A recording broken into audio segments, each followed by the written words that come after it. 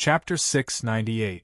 This time, Xiao Xian and Duo Kong brought a total of 200 people, so they couldn't bring any more. There was also a drumming tribesman in the group, Qing Yi. Back then, he was only an intermediate totemic warrior, but now he was an advanced totemic warrior. Qing Yi often brought groups out to trade, so he was one of the more experienced people in the drumming tribe. Qing Yi's eyes were also brown. In the drumming tribe, people with brown eyes had a gentle temperament and weren't easily irritable or rash. This time, Qing Yi took the initiative to ask Xiao Xian if he wanted to go with them. He had brought groups to the Pu tribe many times before to trade, but in terms of long journeys, it didn't count. Compared to the long journeys of other tribes, it was like a joke. So this time, when Qing Yi saw that Yanjiao was going on another long journey, he requested to go with them to broaden his horizons. If there were no accidents, Qing Yi would already be the next chief. When Fan Mu stepped down, Qing Yi would take over. No matter what, the next chief of a tribe should have broader horizons, but the drumming tribe's range of activities was too small. They only knew about many things after the Flaming River trading point was built, and it was only limited to hearsay. Therefore, Qing Yi wanted to take this opportunity to go out and take a look, to see what a real long journey was like. He didn't expect that Yanjiao's journey this time would be even further than the other tribes.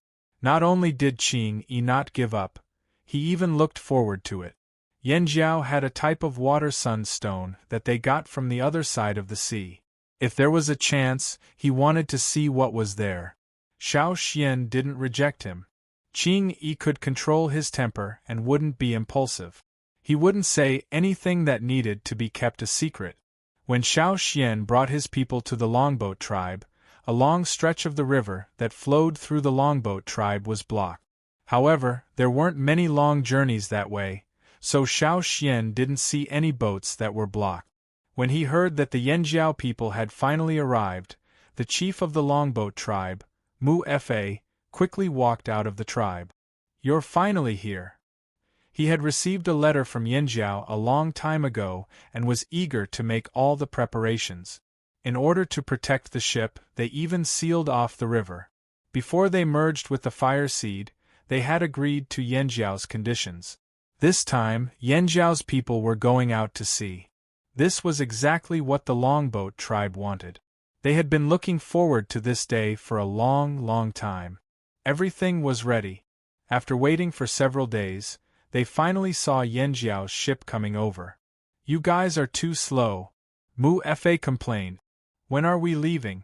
We can set sail anytime." Xiao Xian looked at the river. When he first came to the Longboat tribe, there were many large and small boats docked on the river in front of the Longboat tribe. Now all the other boats had disappeared. Only 15 boats were docked there. 10 large boats and 5 small boats. Of course, that was only relative because the 5 small boats were the same size as the 2 that the Longboat tribe gave to Yanjiao. They should have been built in the same batch. Xiao Xian had suspected when the Longboat tribe gave the Longboat tribe their ships that the Longboat tribe might have greater ambitions and even hidden better things in the dark. Now, he finally saw it. The 10 large boats were twice the size of the boat that Xiao Xian and the others were on now. At first glance, it was obvious that they had been built not long ago and had never been used before. After the merging of the Fire Seed, the ambition of the Longboat tribe seemed to have been ignited. If Yanjiao hadn't proposed to go out to sea this time, the Longboat tribe might not have exposed the 10 boats so early. "What, are you scared?" Mu Fa saw the surprise in the eyes of the Yanjiao people and showed a smug look. "How many boats did you think we would take out?" "What?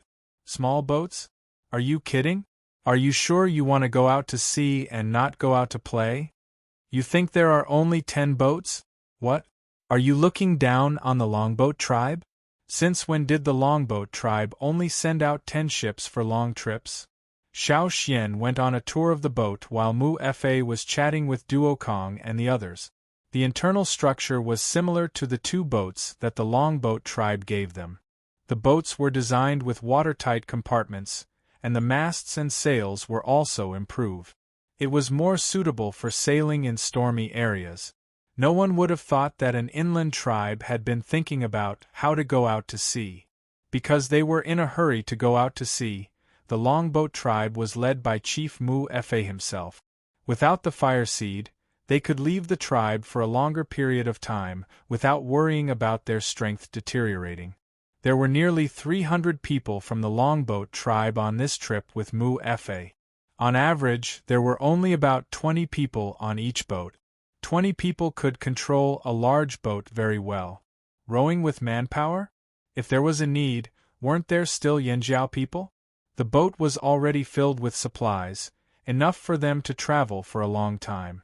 The longboat tribe didn't have as much jerky made from fearsome beast meat as Yanjiao, but they had other substitutes. For example, they had some grains that were unique to their tribe. They never traded them and only kept them for themselves. Every year, the expedition team would bring some with them. For this trip, because they didn't have much time to prepare, they bought a lot of other food that could be stored for a long time from other tribes. Not only were the longboat people anxious, but the Yanjiao people also didn't want to delay. Therefore, after staying in the longboat tribe for a night of rest, the team set off early the next morning. The longboat tribe's boat was in front. They were familiar with the waterways and led the way. Among the people on the trip, Xiao Xian saw a few familiar faces, such as Mu Yu. The longboat tribe spent most of their time on the boat, running along the rivers. They also had to have the necessary knowledge. Observing the weather was a skill that many crew members had to learn. They could judge the weather early and make preparations in advance to reduce losses. Mu Yu was an elder of the longboat tribe and was considered an expert in observing the weather. However, Mu Yu didn't dare to look directly at Xiao Xian. When he was looking for the green-faced fanged beast in the fearsome beast forest, Mu Yu had been slapped in the face by Xiao Xian. Now that the two tribes were working together, Mu Yu wouldn't directly show his displeasure. He just looked awkward and tried to avoid contact with Xiao Xian. As soon as he saw Xiao Xian, Mu Yu would remember how he was slapped in the face.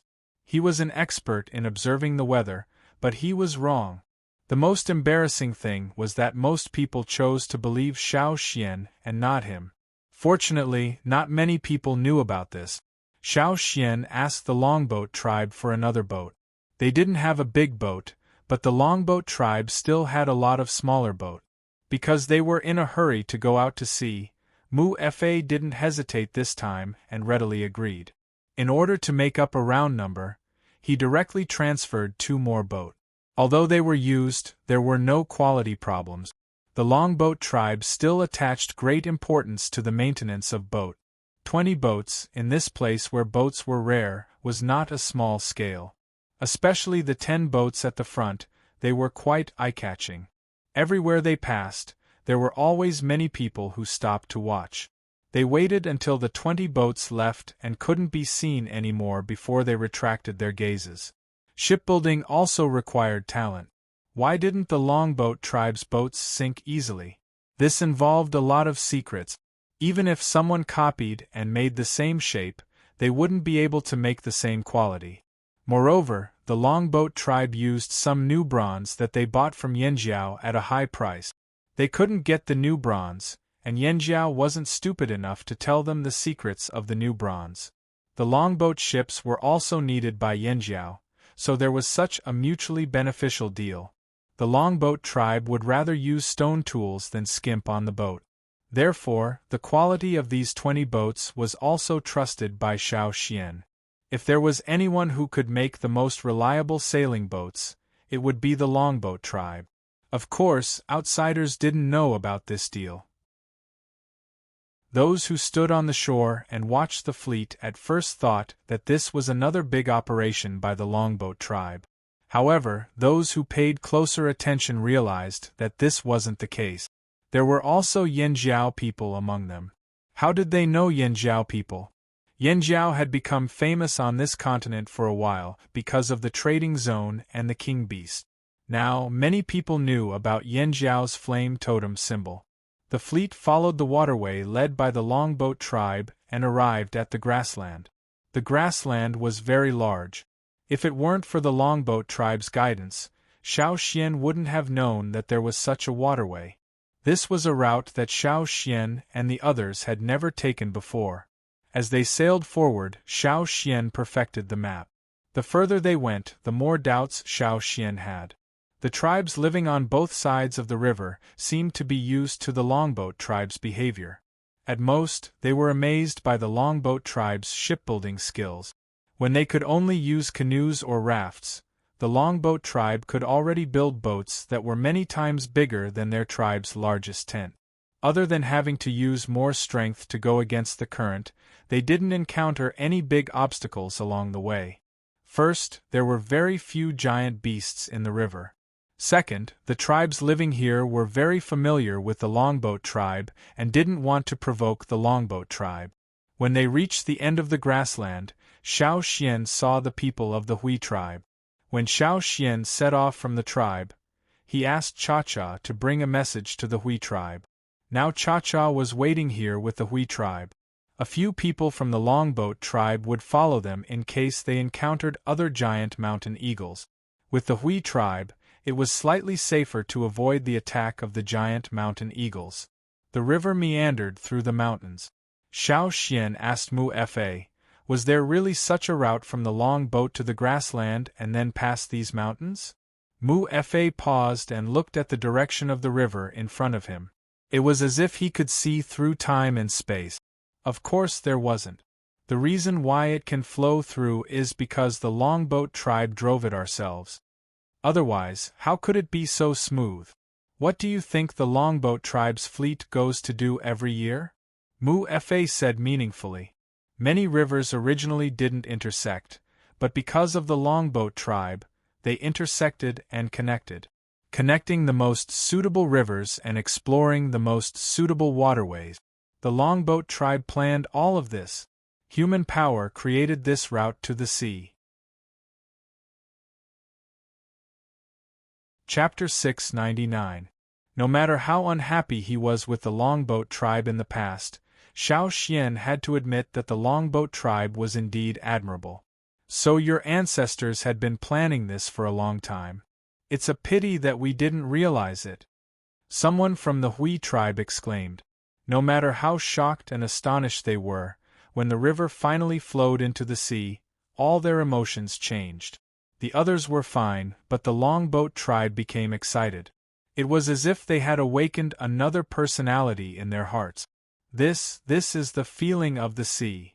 Mu Fa looked at the boundless sea and closed his eyes to feel the rise and fall of the boat in the waves. He took a deep breath and slowly opened his eyes to look at the horizon. At this moment, not only Mu Fa, but the other longboat tribe members also had the same feeling. The pride and excitement in their hearts suddenly seemed to be magnified countless times. They had entered the sea, they had really entered the sea. Among them, some had seen the sea before. When they went to the desert, they had also seen it, but they had never really taken a boat into it.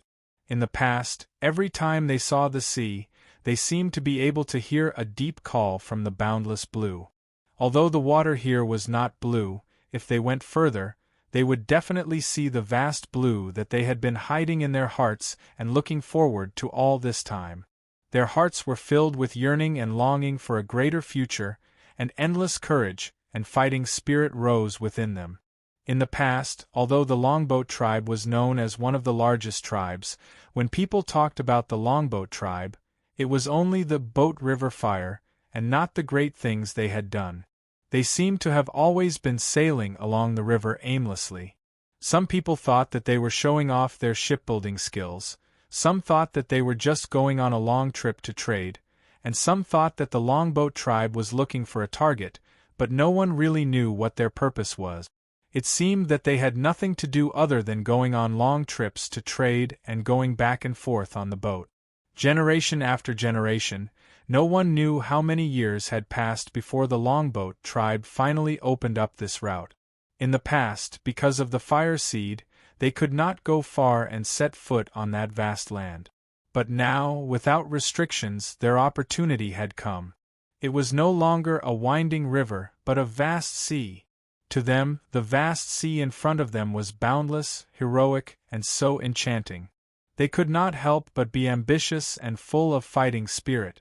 The fire seed in their bodies seemed to be activated with the outburst of their emotions. The fire seed that had not completely merged began to condense and permeate into their blood. Whoosh! One by one, flames appeared on the bodies of the longboat tribe members along with the totem patterns on their bodies. Their blood was boiling, and every cell in their bodies seemed to be screaming and roaring. Generations of the longboat tribe's ambitions, at this moment, they were finally fully awakened. The glory that originated from their bloodline and the ambition that had awakened allowed them to not shrink back even in the face of the monstrous waves of the endless sea. Mu-Fa stood at the bow of the first ship and roared, "My longboat, keep going! Unstoppable! My great longboat will never stop moving forward! Unstoppable, ours! Unstoppable! Our unstoppable!" The 15 longboat tribe members on the 15 ships roared, as if they wanted to release all their pent-up emotions. They were the first fleet to truly step into the sea, and the first longboat tribe to cross the sea and set foot on another continent in thousands of years. Because they were sailing against the current, they had to use manpower to row the boat. That was why there were Yanjiao members on every ship. On one of the ships, Guang Yi looked at the excited longboat tribe members and asked Duokong, "What's wrong with the longboat tribe?" "Nothing, they're just crazy," Duokong replied. Guang Yi. Not far from them, a longboat tribe member turned to look at the calm Guang Yi and Duokong. He asked curiously, "Don't you feel excited?" Duokong shook his head. "No." That person choked for a moment and asked again, unwilling to give up, "Do you feel a burning passion that can't wait to roar out?" Duokang's face was expressionless. "No." The man looked at Duokong like he was an idiot, as if to say, "The warriors of the longboat tribe have nothing in common with you mortals." Duokong pursed his lips. "What's there to be proud about crossing the sea on a boat? We followed the Grand Elder from the other continent. I didn't say it because I didn't want to scare you." The two sides looked at each other with disdain. After sailing on the sea for a period of time, the longboat tribesmen's initial excitement had cooled down a little, but they were still occasionally crazy. Compared to the river, the sea was ever-changing. When it was calm, there was a peaceful atmosphere. Whether it was the Yanjiao or the longboat tribe, they still had the mood to fish, watch the sunrise and sunset, chat and chat. When the weather suddenly changed, there was no shore to shelter from the wind and waves. They could only go head-on. On the vast sea, the fleet was pitifully small, isolated and without help, swaying with the wind and waves. Facing the majestic waves under the wind and rain, the longboat tribe members seemed to be on steroid. They controlled the boats to prevent the boats from being overturned by the waves. At the same time, they shouted at the waves, "Forward! Attack!" Xiao Xian suddenly felt that the longboat tribe members were no longer as calm as before. Instead, there was a strange aura of banditry. In the calm and angry waves, the fleet sailed towards their destination. When they were sailing on the sea, they would often detect huge sea beasts swimming under their fleet. Once, a fish that was almost as long as the 5 smaller ships behind them rushed out of the sea and jumped out of the water. The next moment, a huge beast with sharp teeth broke out of the water and bit the fish that jumped out, leaving only the tail outside. Then, the giant beast took its prey back into the deep sea. When the giant beast hunted for food, it would set off huge waves that almost overturned the boat. This happened more than once. Sometimes they would retaliate and kill the fish that attacked the fleet. The weather was getting colder by the day. Snow had already begun to fall, but it was not heavy. Xiao Xian looked ahead with his binoculars. "There's land." When Mu-Fa heard this, he hurriedly took the binoculars from Xiao Xian and looked carefully. Then, he laughed and said, "We're here, we're here. We're finally here." There was land in front of them. From what they could see, it should be a mountainous area. They followed the universal eyes to find their way here, but they only had a vague idea of where it was. What they needed to do now was to follow the land and find a large river that entered the sea. They had agreed to meet the Taiha tribe at the estuary. But the current situation was that they could not pinpoint the exact location. They did not know which direction to go at this time. After all, no one knew where the river was. If they chose the wrong direction, they would waste more time. "What do we do?" Mu Fa looked at Xiao Xian. "Wait." Xiao Xian left and used the knot divination to choose the direction. Fortunately, the knot was a success. After reading the conclusion, Xiao Xian pointed in a direction and told Mu Fa to let the fleet head there. Mu Fa looked at Xiao Xian, then at the other Yanjiao people. Seeing that they had no objections, he let the long boat fleet sail in that direction. After all, they had already achieved their goal of sailing to another land. They had already fulfilled their ancestors' wish. As for picking them up, that was something the Yanjiao should worry about. The long boat people did not care. However, before that, they had to go ashore to replenish their food and water. It would be best if they could stock up on some juicy fruit. Although the distribution of plants in the forest here was slightly different, there were still many familiar plants. Duo Kong and Guang Yi recognized them. They had never seen them on the other land. Now that they were back here, looking at the unique fruits on this land, Duo Kong was filled with emotions. "I didn't expect to be back so soon." On the longboat tribe's side, Mu Fa was the first to jump off the boat before it even stopped. He wanted to be the first person on the long boat to cross the sea and set foot on another land. Ignoring the maniacal laughter of the long boat people, Xiao Xian quickly ordered people to find food and water. After a short rest, they still had to set off. After resting for a night at the shore, the fleet set off again, heading in the direction Xiao Xian pointed out. They searched along the coastline. 2 days later, they finally saw a wide river flowing into the sea. Chapter 700. It's here, right? Duo Kong asked Xiao Xian as they got closer to the shore. "It should be here."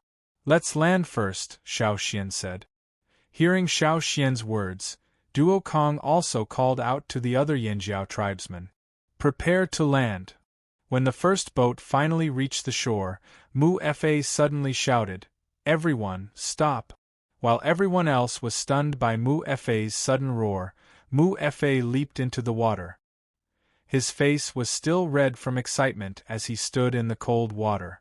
After laughing out loud, he raised his head and said to the other longboat tribesmen on the boat, "Come down, all of you." Seeing this, Duo Kong despised him. Didn't he just want to be the first to land here? It was the same when they first landed 2 days ago. Mu Fa used the fact that he was the chief and wanted to be the first to do everything. This was because he was recorded in the history of the longboat tribe as the first chief to lead a team into the sea, the first chief to successfully land on a foreign land, and the first to reach this place. What's this place called? Mu Fa suddenly remembered. He didn't know the name of this place. How would he record it down if he didn't know the name? How would he leave it for the future generations of the longboat tribe? After hundreds and thousands of years, who would know where you'd landed? What if the future generations thought they were the first to discover this place?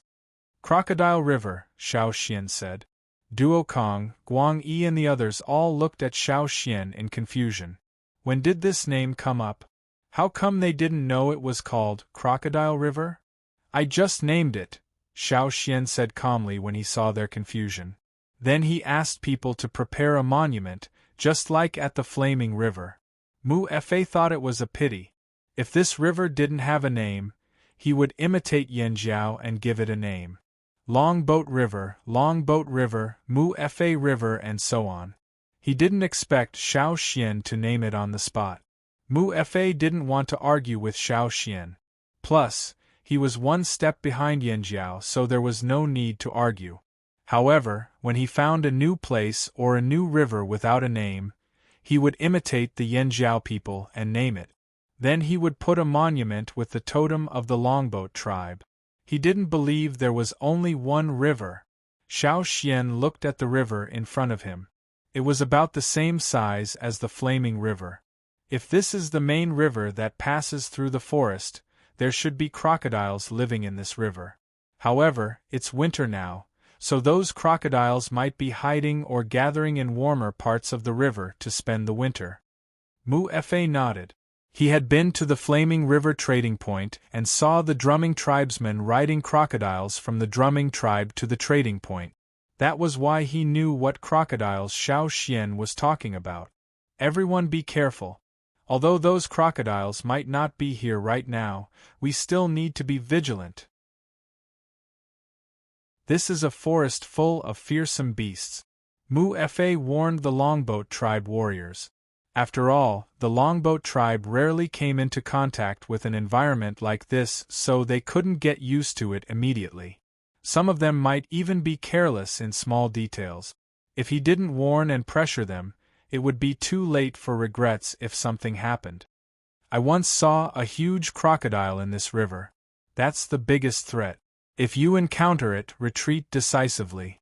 Run away from the river and the sea. Don't go to the boat. The boat's speed is far slower than the crocodile's. Could it be a king beast? As a drumming tribesman, Qing Yi was very interested in the crocodile Xiao Xian mentioned. No, it's not a king beast yet, but it should be close. Qing Yi thought for a moment and said to Xiao Xian, "There aren't any crocodiles around here, but I think there might be something I need in this river. I want to take a look." The drumming tribesmen were good at water, so Qing Yi didn't enter the water at the estuary.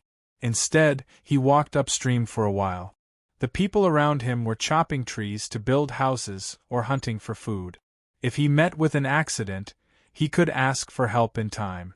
After confirming the location of the river, Qing Yi took a deep breath and jumped into the water.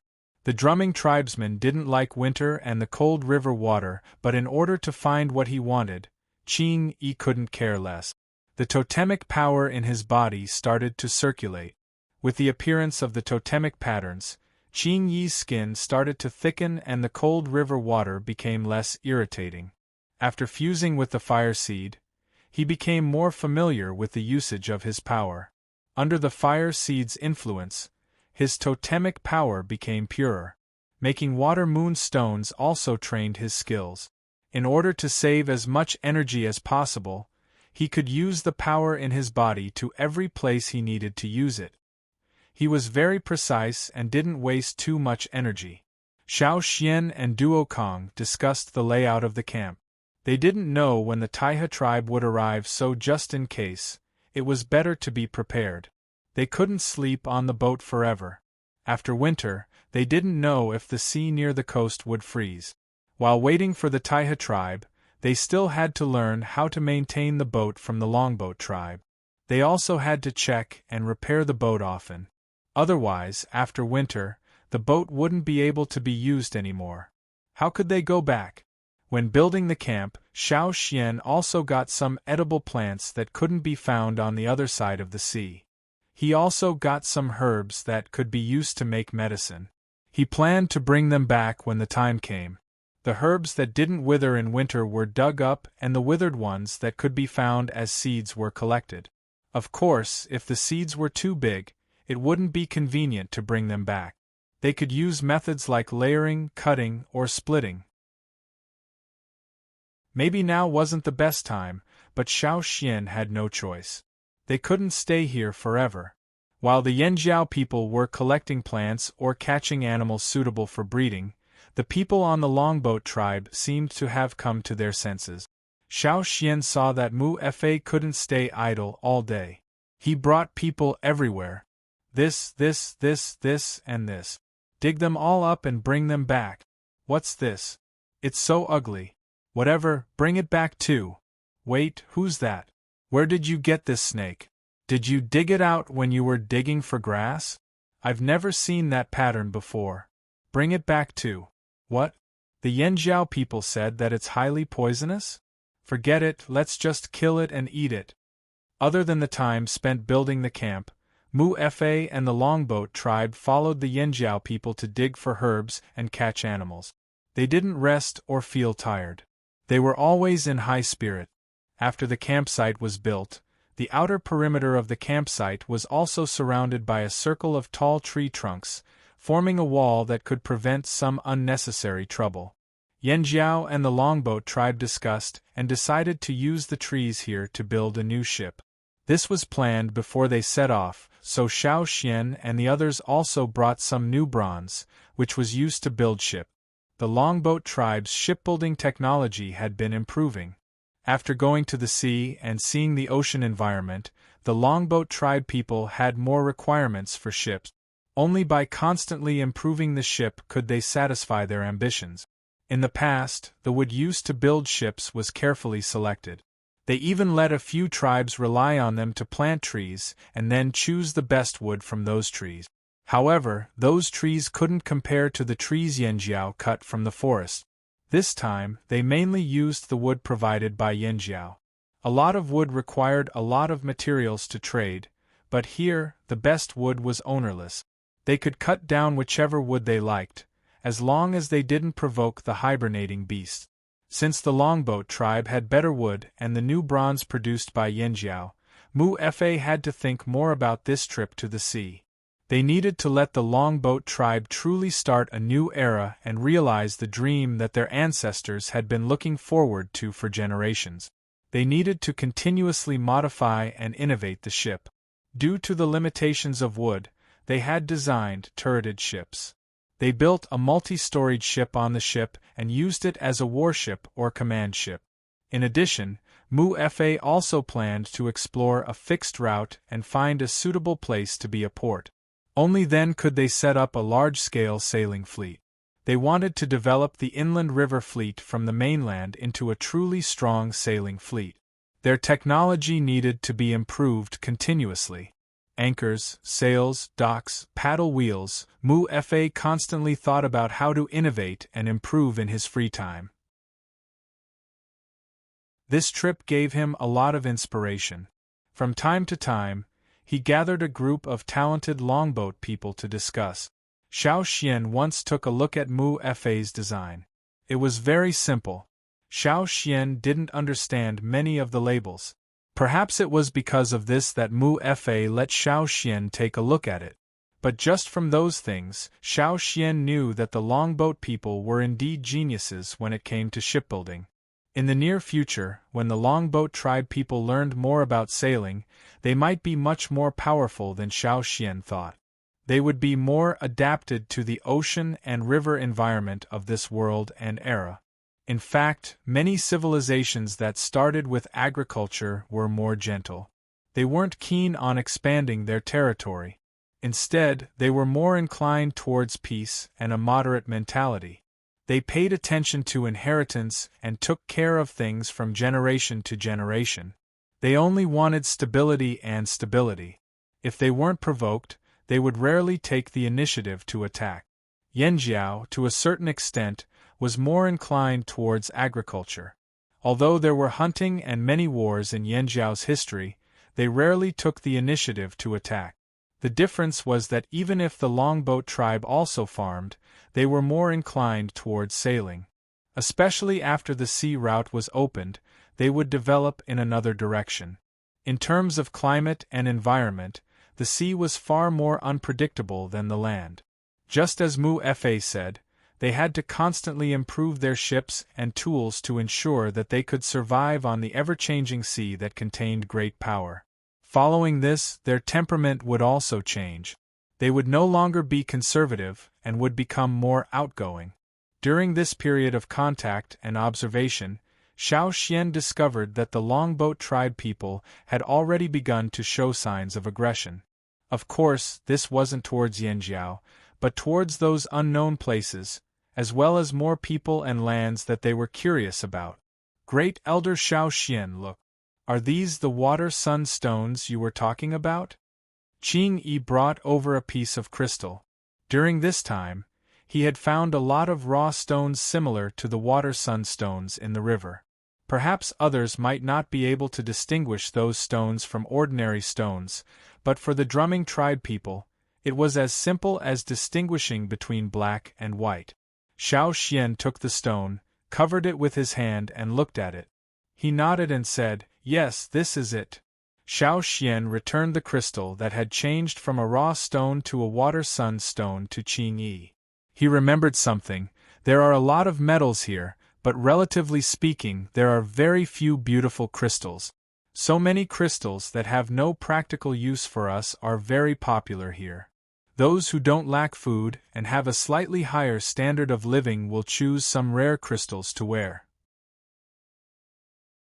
This can show their uniqueness, especially the slave owners. The rarer the crystal, the more they like it, and the more it reflects their superior status. Hearing that the water sun stones could be sold at a high price here, Qing Yi's heart was suddenly excited, but soon he was disappointed.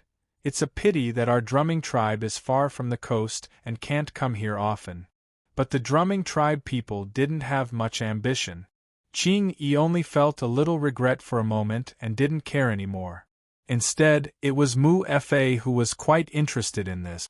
When Qing Yi and Xiao Xian were talking, he had been eavesdropping. Because it didn't involve any secrets that couldn't be said, Xiao Xian didn't stop him from eavesdropping. Now, Qing Yi didn't say anything, but Mu Fa suddenly said, "Actually, you can make a deal with our longboat tribe."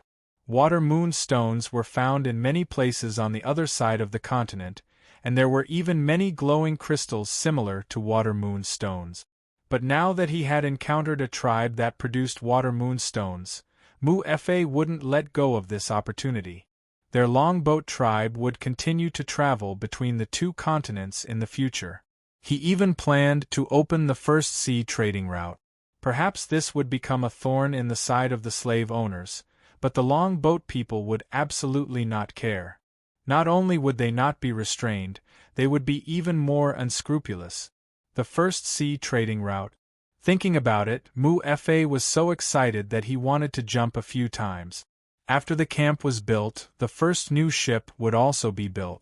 The Yanjiao people were responsible for cutting down trees, the longboat people were responsible for building, and Yanjiao also had a share in the new ship. Xiao Xian wasn't afraid that the longboat people would play tricks on the ship.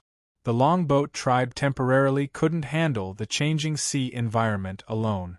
They would continue to rely on Yanjiao's help. When they encountered difficult decisions, they would find Yanjiao to negotiate. They didn't want to act alone. They needed to exchange benefits with each other to achieve a win-win result.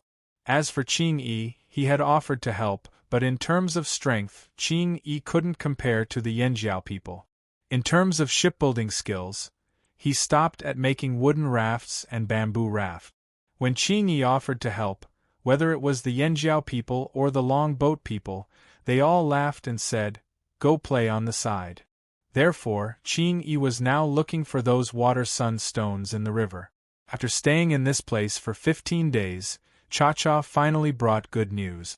Xiao Xian heard the eagle cry in the air and said, "The Taiha people are here." "What? They're finally here?" Duo Kong, who was carrying a piece of wood, threw it aside and ran in the direction Xiao Xian pointed. He hadn't seen his old neighbors for so long, and he wondered how they were doing.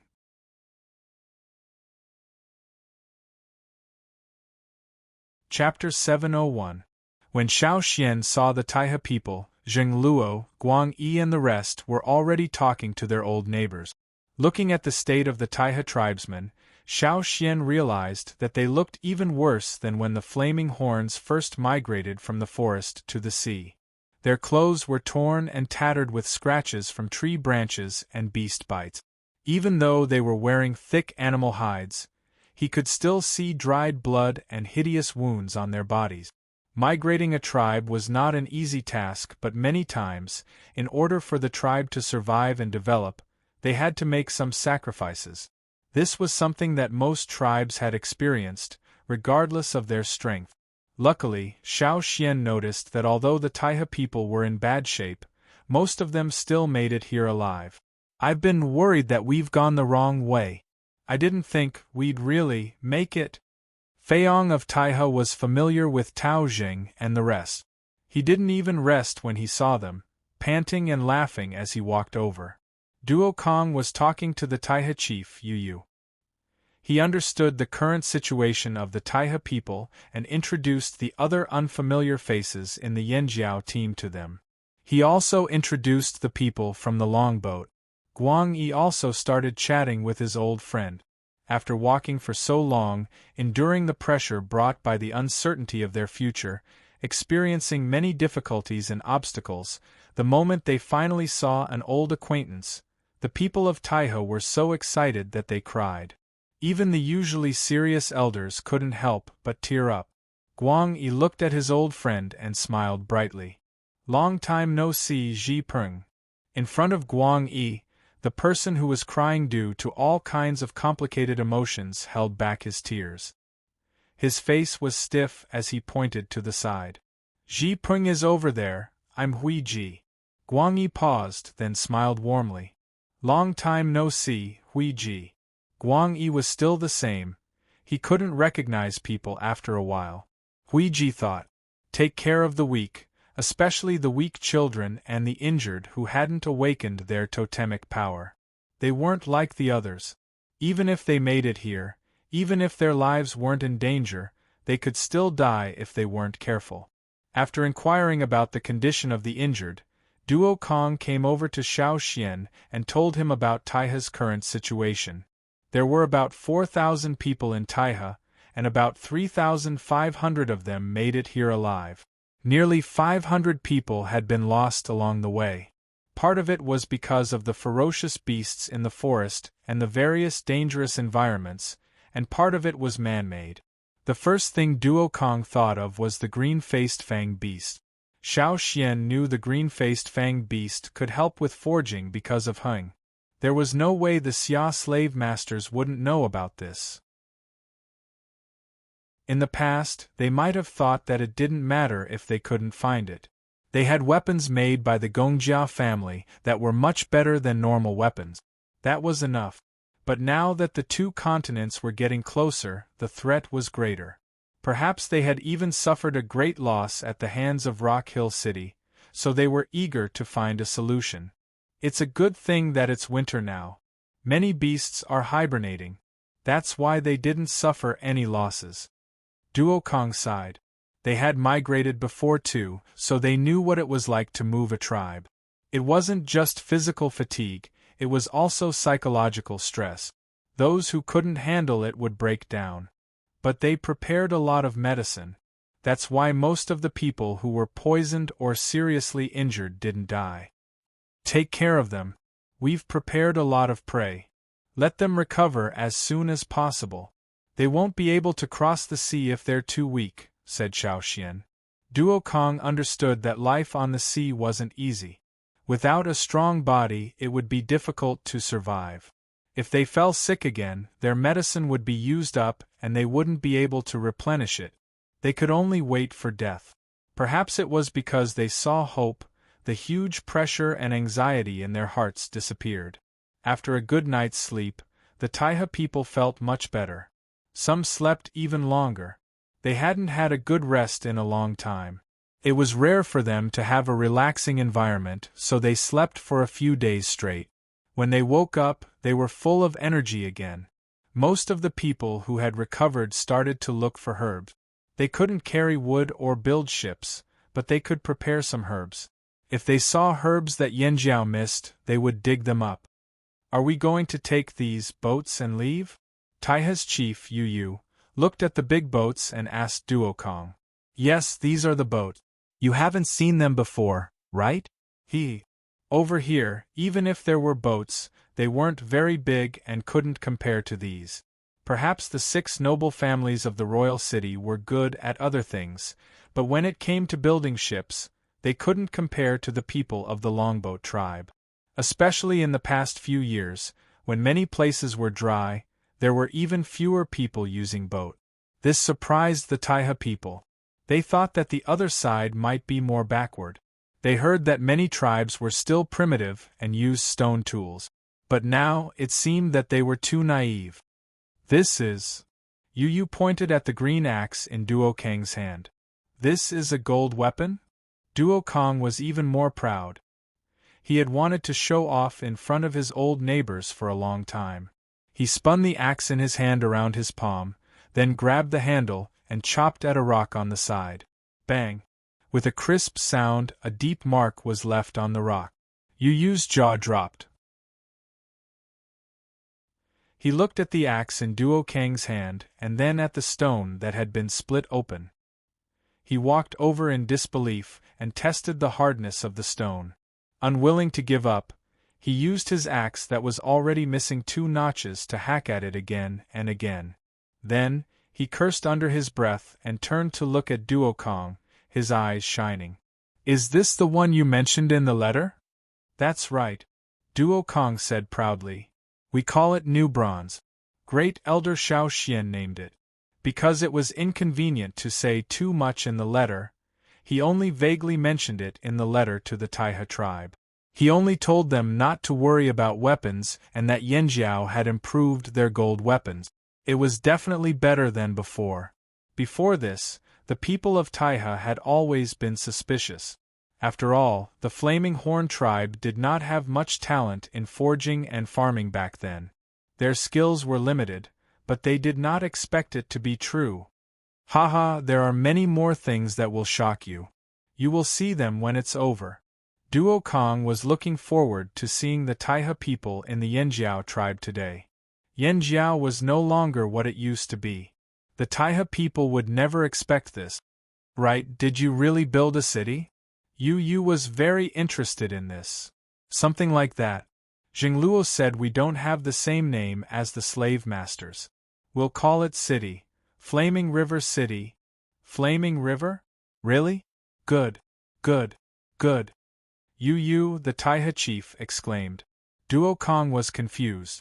Why are you so excited? Yanjiao named the river and named the trading point after it. What does it have to do with you? Why are you more excited than us? Flaming River, there's a river in it too. Ah, it feels so close. Good. Yu slapped Duo Kang again and again, putting on a good brother look. Duo Kang said, You're thinking too much. It's really because of a river. The snow here was not heavy in the winter. Only the sea near the coast had a thin layer of ice. Although the snow was not heavy, the wind was strong and it did not have a direction. As the days passed, most of the Taiha people had recovered. They helped out every day for their own sake. They prepared food, medicine, built new boats, and waited for the best time to leave.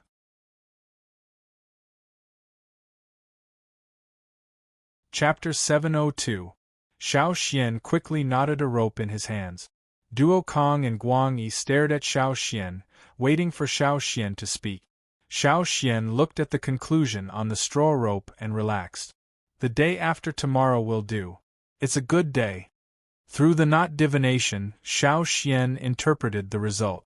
The day after tomorrow was the best time to leave. Winter was ending soon. They couldn't really wait until winter was over. That would be too rushed. Many times, the beasts in the forest reacted faster than them. So, it was always good to be prepared. Then I'll go inform the Longboat tribe and Taiha tribe. Duo Kang got up excitedly and rushed out of the wooden house. He first went to find the chief of the Longboat tribe, Mu Fa. After all, they had to convince them to leave. The Longboat tribe was good at observing the weather.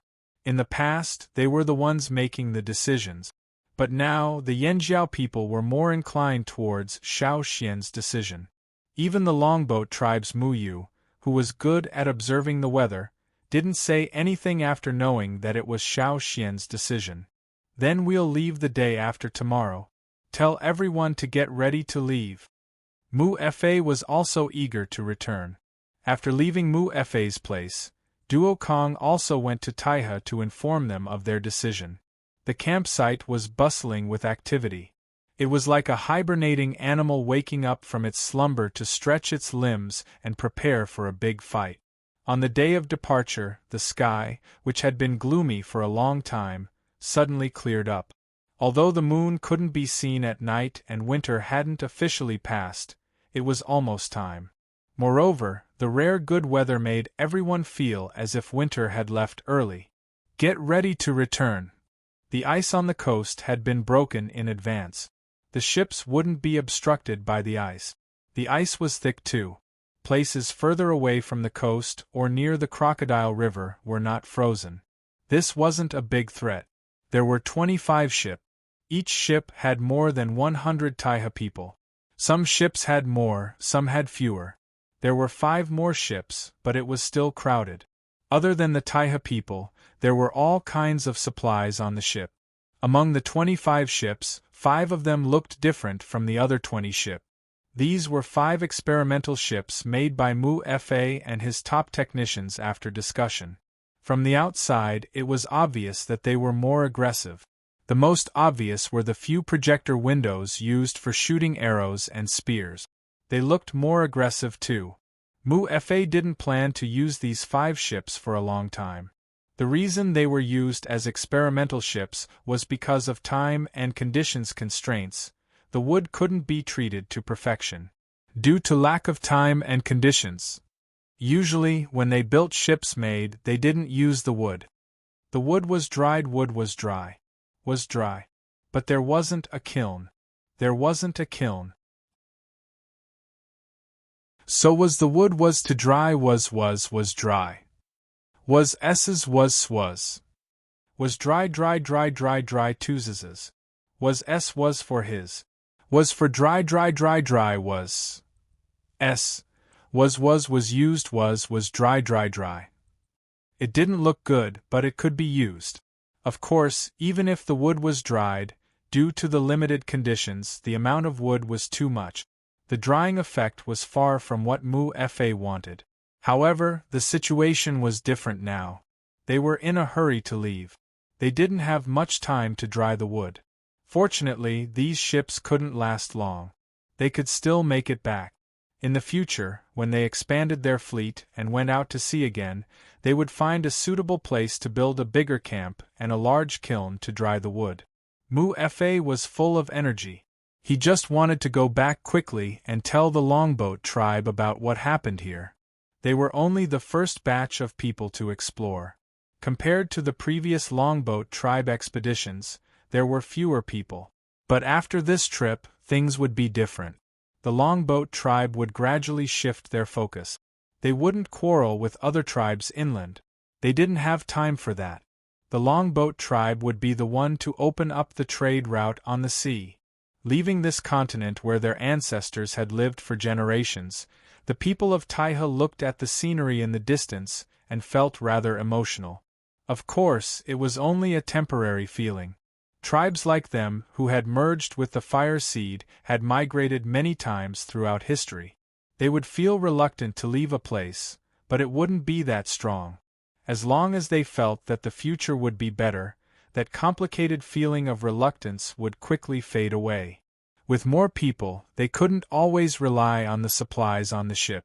As long as they had time, the people on the ships would try to catch some small fish from the water.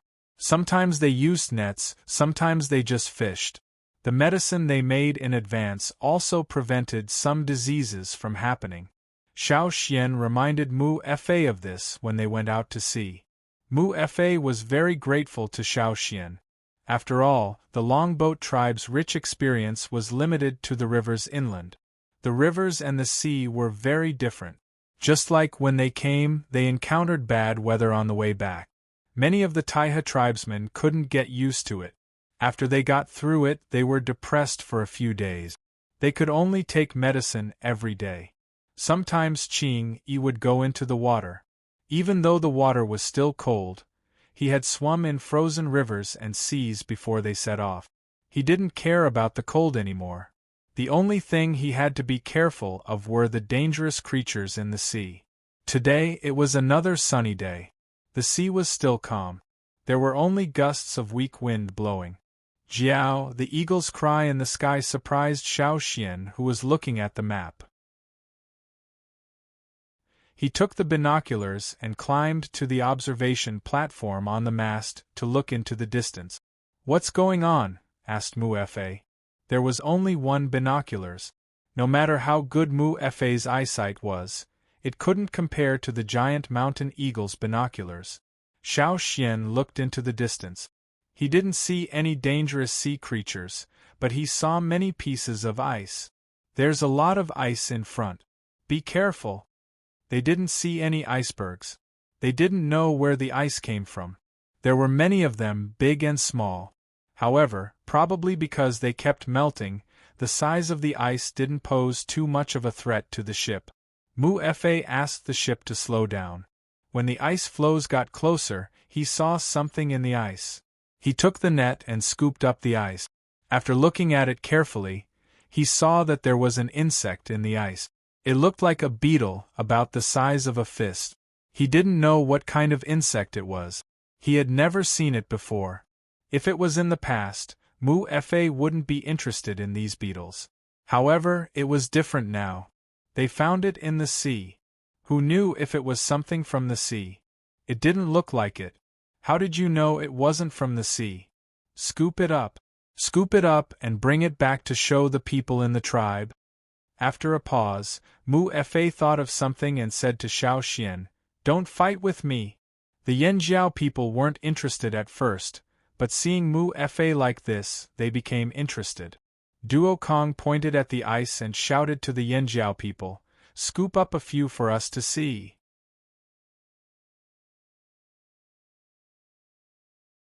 Chapter 703. Seeing that Yanjiao was fishing, the longboat tribe moved even faster. The Taiha tribesmen heard the commotion and came out to see what was going on, even though they were exhausted. After a while they even helped. The longboat tribe had many boats, but the Taiha tribesmen were definitely helping Yanjiao. Seeing so many Taiha tribesmen helping Yanjiao, Mu-Fa was furious. The Taiha tribesmen could cross the sea only because of the longboat tribe's boats. How ungrateful! No matter how angry Mu-Fa was, it was the truth.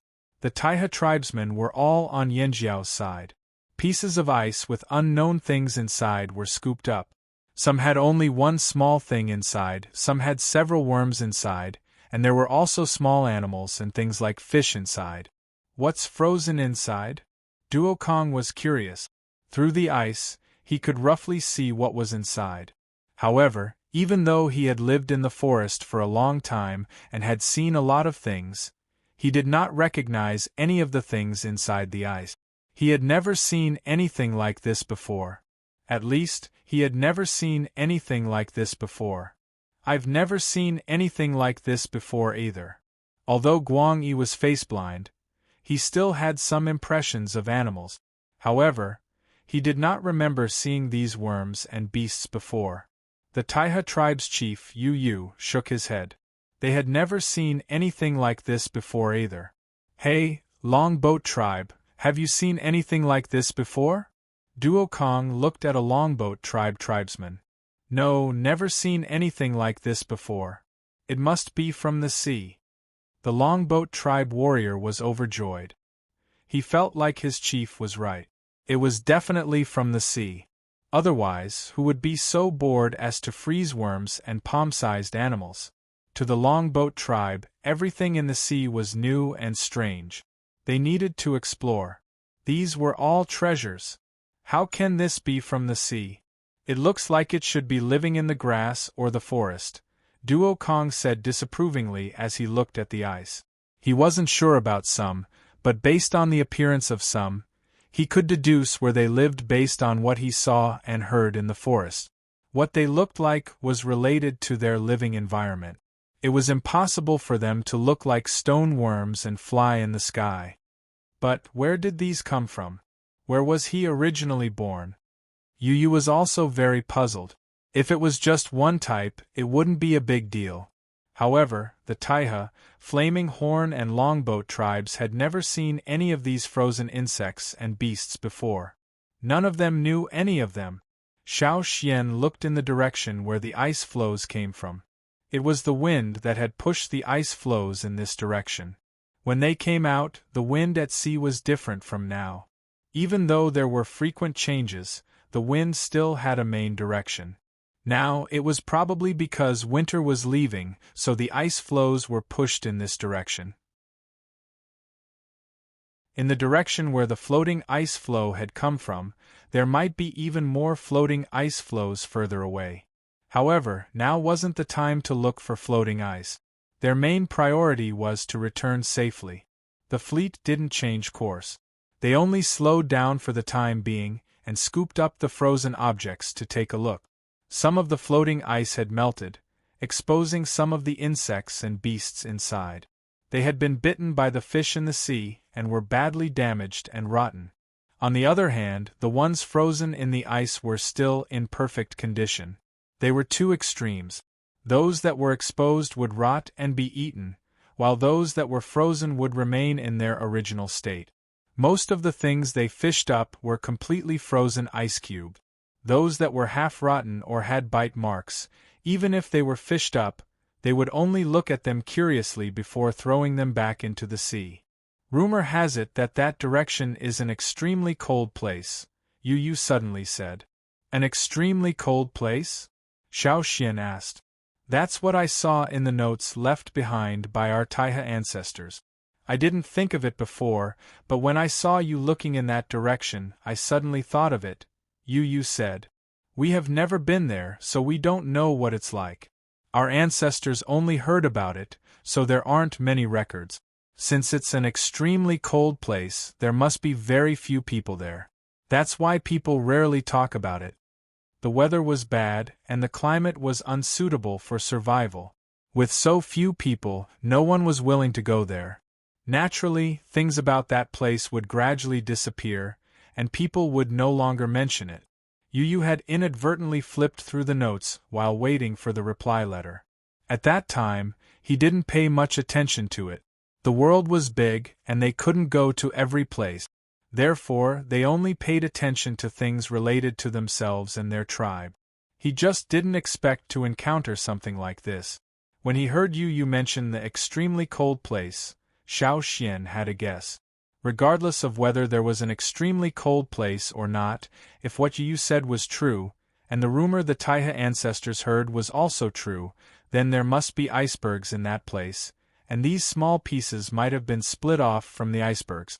However, Xiao Xian guessed that the most likely cause was a disaster that caused the icebergs to break away from their main bodies and float on the sea. If the temperature was low and the icebergs were big, then they could exist for a long time. These pieces might have come from one of the icebergs. As for how the icebergs split into so many small pieces, there were too many possible reasons, and they didn't know. Qing Yi, you've swum in the sea before. Have you seen these before? These should be creatures that live in the water, Duo Kong said as he pointed at two of the creatures with fins. No, I haven't seen them in the river either. Qing Yi squatted at the side and looked at the strange-looking insects and beasts curiously. Duo Kong saw that Xiao Xian seemed to be deep in thought, so he asked, Xiao Xian, what do you think? Qing Yi, Guang Yi, Yu and the others all looked at Xiao Xian, waiting for Xiao Xian's answer. These. Xiao Xian pointed at a few pieces of ice that looked like insects and beasts. He said, these might not be things that live in the present. What do you mean? Mu Fa walked over. They might have existed a long time ago, Xiao Xian said. A long time ago? How long is a long time? Mu Fa asked. It could be tens of thousands of years, hundreds of thousands, millions, tens of millions, or even longer. Xiao Xian's words made Mu Fa, Duo Kong and the others gasp. No matter how much they thought about it, they wouldn't have thought of this. 10,000 years was enough for them. Many tribes only left traces from that time. But hundreds of thousands, millions, tens of millions, or even longer? This shocked them. If someone else said this, Mu Fa, Duo Kong and the others would definitely think that person was spouting nonsense. But this was Xiao Xian. Was Xiao Xian wrong when it came to guessing so many things? That long. Duo Kang's voice trembled at the end. Had these things existed even longer than the ancestors? These are all dead, right? Mu Fa pointed at the frozen beasts on the ground and said. Isn't that obvious? How can they still be alive after being frozen for so long? Duo Kong glanced around and picked up a piece of ice that had already melted to the point where its fur was exposed. He had someone light a torch to speed up the melting process. As the ice melted, the strange furry creature that was about the size of an adult warrior's palm appeared in front of everyone. Without the interference of the ice, they could see the strange creature more clearly. Have these really existed for a long time? It doesn't seem to have changed much, Duo Kong sighed. Dead, Guang Yi confirmed. It's injured. It was pierced by a sharp weapon, Duo Kong said as he looked at the strange creature. They then took the half-eaten insect beasts that had been bitten by the fish in the sea. After melting the remaining ice with fire, they found that a few of them had similar wounds on their bodies. The insects with carapaces had been pierced through the neck. The fish and prawns had been pierced through as well. The wounds were similar. Duo Kong cut open the small beast that had been melted and found that there was still some undigested food in its stomach. You said that it was probably some kind of grass. What killed them? Duo Kong asked. Who knows? They must have been killed by the beasts that ate them. But now's not the time to think about that. Mu Fa said as he had the longboat tribe put the ice together. He scooped up some ice floes that didn't contain anything else to keep the temperature low. Meat kept in a cold cave would last longer. These unknown insects that might have come from ancient times needed to be kept in ice to survive, just like how they had been frozen until now. Duo Kong did the same. He wanted to bring some back as a souvenir, so he ordered the people to continue scooping. Xiao Xian looked at the ice from Yanjiao and the longboat tribe before looking at the sea. There was still a lot of ice. Some had things sealed in it, some didn't. Some had things similar to what they had scooped up. Looking at the ice floes, Xiao Xian suddenly pointed at one of them and said to the people scooping, "Scoop that one up." "Which one are you talking about, Great Elder?" The people scooping the ice didn't know which one Xiao Xian was talking about. "Let me do it." Xiao Xian did it himself. He took the net and scooped up the piece of ice he fancied. "What is this?" Duo Kong looked at the blurry lump in the ice and asked. They scooped up the ice. Because the boat could only carry a limited amount of weight, they couldn't scoop up all the ice. They could only scoop up a little. They scooped up the ice that they could roughly see. They didn't want to waste so much effort only to find out that it was just a lump of dirt. That wouldn't be worth it. Therefore, the piece of ice that Xiao Xian was pointing at had been ignored. They didn't even scoop up the same type. They already had one, so why would they want more? Anyway, they were just curious and wanted to bring it back as a souvenir. I don't know what it is either. Xiao Xian looked at the ice in front of him. After looking at it a few more times, he handed it to the person in charge of storing it. Bring it back with the other ice. Since it was something that Xiao Xian scooped up, the person in charge of storing it didn't dare to be careless. Even if it was just a lump of dirt, they would treat it seriously and carefully.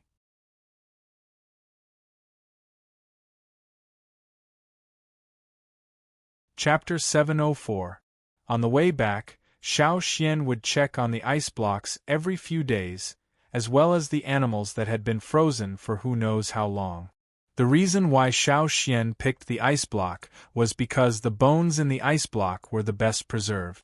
Before leaving the tribe, Xiao Xian had been studying the desert monster he got from the Hui tribe. He figured out some of its secrets, but he didn't have the time to test it out. So this time, Xiao Xian planned to test his theory on the ancient beast corpses sealed in the ice. The people of Rock Hill City turned the dead into monsters. The most important thing was the bones. The monsters were dead, but they could still move. Their bones were what supported them. Xiao Xian could see the bones of the animals through the ice blocks. The other animals in the ice blocks either had no bones or their bones were dim. Only the bones in the ice block were brighter in Xiao Xian's special vision. This meant that the bones weren't seriously damaged, and they might even be more active. The more active they were, the higher Xiao Xian's chances of success. The one sealed in the ice block didn't look like anything special. The creature inside seemed to be curled up into a ball. Xiao Xian couldn't tell what kind of animal it was. But it didn't matter. The ice blocks they fished up should be able to last until they landed. As long as they saw land, they could get more ice from the mountains to replace the melted water. How long until we reach? Duokong asked Xiao Xian. Winter was over and the moon was out. They definitely wouldn't be able to make it in time for the tribe's sacrifice. Xiao Xian looked at the direction the universal eye was facing and estimated the time they would be at sea. Soon. At our current speed, we should be able to see land in 10 days. That's good. Life on the sea was too boring. Duokong felt his bones itch and wanted to move around. He still preferred the mountains and forests. The Taiha tribe was also dispirited because they weren't used to it. Only the people of the Longboat tribe were still in a state of excitement. 10 days later. Following the eagle's cry in the sky, everyone's mind shook. We're here? Duokong, who had been sleeping, quickly climbed onto the observatory and looked ahead with his binoculars. Ha! They had arrived. We see land. Duokong laughed as he shouted down. Many of the dispirited Taiha people also came out and looked ahead.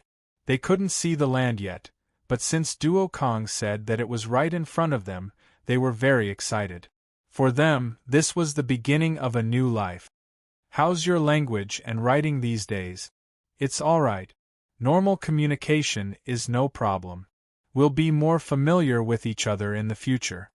It was rare for the Taiha people to chat and laugh with the Yanjiao soldiers. Xiao Xian looked at the wooden compartments in the cabin. Originally, they were filled with ice, but now 99% of it had melted. Only a little bit of ice was left floating on top. The various insects and beasts that were frozen in the ice were also lying in the water. If they didn't land soon, they would rot and stink in less than 2 days. In fact, some of them were already starting to smell. There were no children or people who hadn't awakened their totemic power on this ship. On this ship, there were only 3 to 5 people who could enter, and they were all strong people with strong resistance to diseases. He ordered people to seal up the melted wooden compartments. Once they landed, they would bring them to the snowy mountains. There were eagle cries in the sky, but they weren't Cha-Cha's cries. They were from other giant mountain eagles. There are people from the Hui tribe here. Xiao Xian heard one of the cries and said.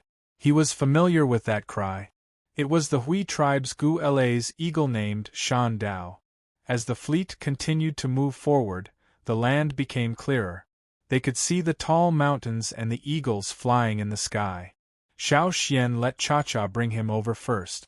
You're finally back. Gu La stood on Shan Dao's back and shouted when he saw Xiao Xian and Cha-Cha flying over. When did you arrive? Xiao Xian asked. The chief said he was worried that you wouldn't be able to find anyone after you came back, so after you left, people would come here every day. Even in winter, sometimes people would follow, sometimes they would send a few eagles.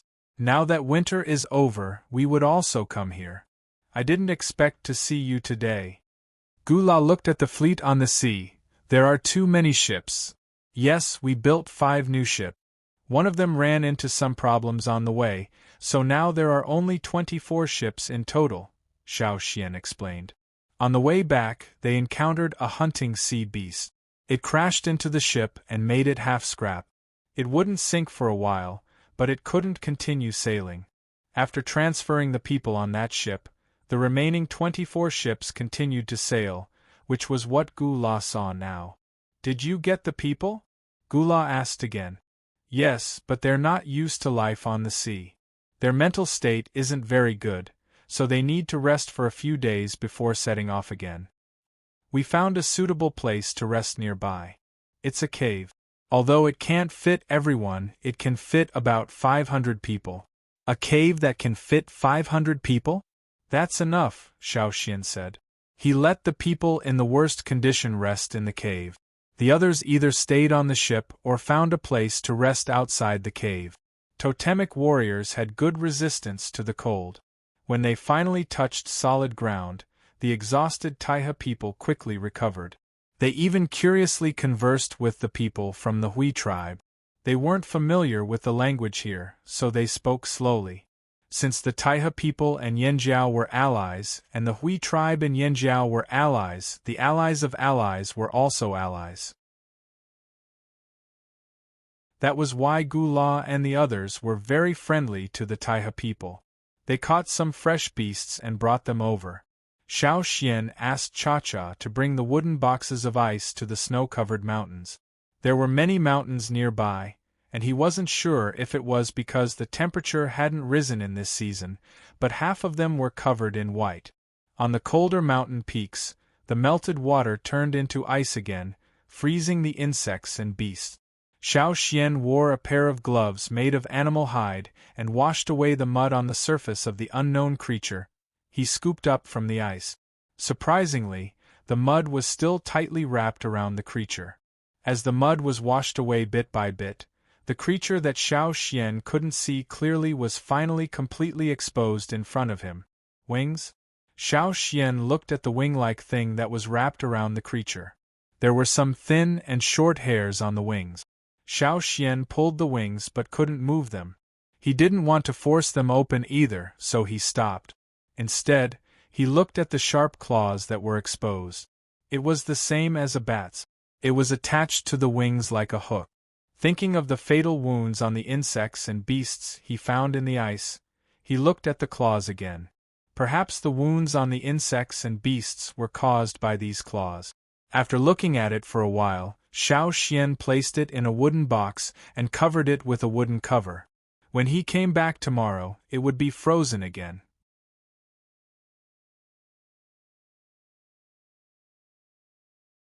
Chapter 705. Other than the insects and beasts, the fleet also prepared some ice before they left. After coming back, although they hadn't reached the tribe yet, they no longer had the feeling of uneasiness that they had when they were at sea. After resting for a few days, the fleet set off again. In the sky, the people of the Hui tribe escorted them all the way with their giant mountain eagles. They didn't want to encounter any curious giant mountain eagles. Those curious or aggressive giant mountain eagles might cause a lot of trouble for the fleet. With the people of the Hui tribe in the middle, this kind of situation would be reduced a lot.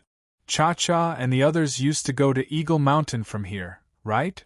Xiao Xian asked Gula. I don't know. We can't follow the giant mountain eagles to Eagle Mountain, but they probably went this way, Gula said. Maybe it wasn't at the estuary. The giant mountain eagles probably went over the mountains and took a detour. At that time, the disaster hadn't happened yet. The dangerous river was still there, so Cha-Cha and the others wouldn't have gone there. In the past, the people of the Hui tribe thought that Eagle Mountain was in the depths of the mountains. They didn't expect that it wasn't here. It was in the area full of fearsome beasts where Yanjiao lived. When the fleet left the mountains and the giant mountain eagle's habitat, the people of the Hui tribe didn't need to follow them anymore. After bidding farewell, the fleet followed the river on the grassland and went back the way they came. The people of Taiha were much more energetic after resting. Plus, they weren't at sea anymore, so they felt more at ease. They looked at the grassland tribes curiously. Those who were more sensitive could even sense the ancient fire seed. Is that the ancient fire seed? It's amazing. Yu sighed. The Taiha tribe had merged their fire seed a long time ago. There were no more ancient fire seeds on the other side of the sea. They didn't expect to sense it when they came here. Huge power. Even if it was just a fire seed from a small tribe, the power it contained could not be ignored. We can still sense it now, but in a few years it might be hard to see it again. Duo Kong told Yu about the changes that were happening here.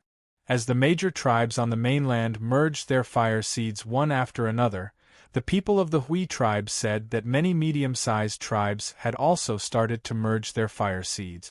Perhaps in 5 or 10 years, the small tribes would also start to experience similar changes. Duo Kong excitedly told the Taiha people about the Flaming River trading point. Since they were back, they didn't have to worry too much anymore. Life on the ship was very monotonous. After returning, there wasn't much danger, and the trouble they encountered was also much less. Many people on the riverbank were relieved to see that it was the longboat tribe's fleet. Why did he sigh in relief? Last year, when they saw the longboat tribe's huge ship leave, they didn't see them return until winter. They thought that something had happened to the longboat tribe. It wasn't that they were worried about the longboat people. They were just used to watching the fleet leave and then return. Last year, they had only seen the fleet that had left. They had waited for an entire winter, but they had not seen the fleet return. They always felt that there was something unfinished in their hearts. Now, they finally had peace of mind. Some people felt that it was a pity. If the longboat tribe's fleet had met with an accident, it would definitely be big news. After all, the longboat tribe was known as the strongest tribe on the river. It was rare to see them get into an accident on the river. While Duo Kong was explaining the situation around the flaming river to Yu Yu and the others, Xiao Xian was in the cabin looking at the newly frozen ice cubes. He didn't care about the rest. Duo Kong had just taken them out to sea because they were new to him. He wanted to show them to the people in his tribe who couldn't go out to sea. After all, these were things from a long, long time ago. After seeing them, they couldn't keep them sealed forever. They didn't have the ability to keep them in their original state. The Yanjiao people also wouldn't spend so much time and effort to preserve things that weren't useful to them. Hence, after seeing them, they probably ended up as fertilizer or thrown into swamps or tar pits. What caught Xiao Xian's attention was the thing he had scooped up. After refreezing it, Xiao Xian didn't notice it when he was moving the wooden box. Now that he had time to take a closer look, he noticed that the bones of the thing seemed to have changed. No, it wasn't just the bones. There were other parts as well. Xiao Xian felt a very weak life force. That aura was too faint. If it was left there after the ice melted, that tiny bit of life aura might disappear completely. Hence, he didn't know what this thing was, but it was in a state close to death. It wasn't much different from death. Xiao Xian wanted to find out immediately, but this wasn't the right place. They were on a ship. If he wasn't careful and something happened, the ship might be damaged. That would hinder their return journey. Xiao Xian wasn't in a hurry. He just wanted to confirm his guess. When they returned to the Flaming River trading point, the conditions there would be more suitable for him to quietly tinker with these things. Looking at the ice cube, Xiao Xian sighed. He closed the wooden lid and took out a light gray linen cloth. Then, he used a charcoal rod to draw on it. He drew a skeleton made from the bones he saw. He remembered the skeleton's appearance in his special vision. He drew the skeleton onto the cloth and then disassembled it bit by bit. After disassembling it, he felt that it didn't look good enough, so he found some wood and used a knife to cut it into small sticks. Then, he cut the sticks into the general shape of each bone. Some small bones might be omitted, but the main skeleton would be disassembled and made into wooden bones.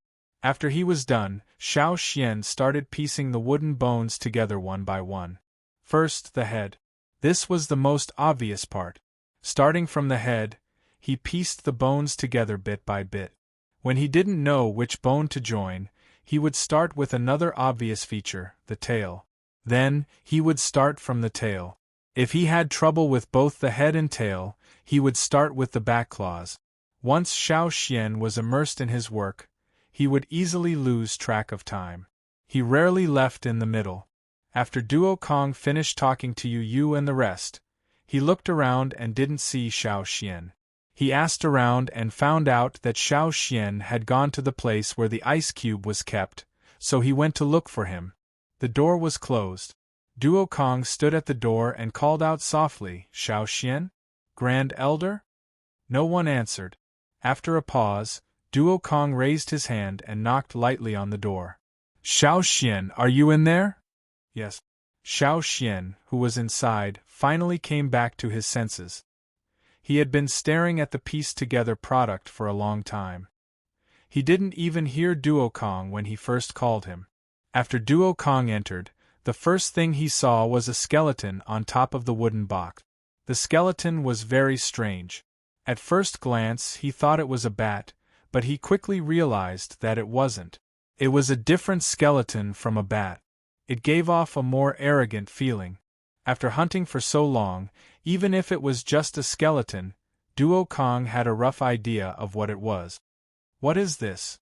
Duokong pointed at the unfamiliar skeleton and asked Xiao Xian, "I've never seen this before. It's not a bird or a bat. What is this?" Xiao Xian rubbed his sore eyes and said, "Pterosaur."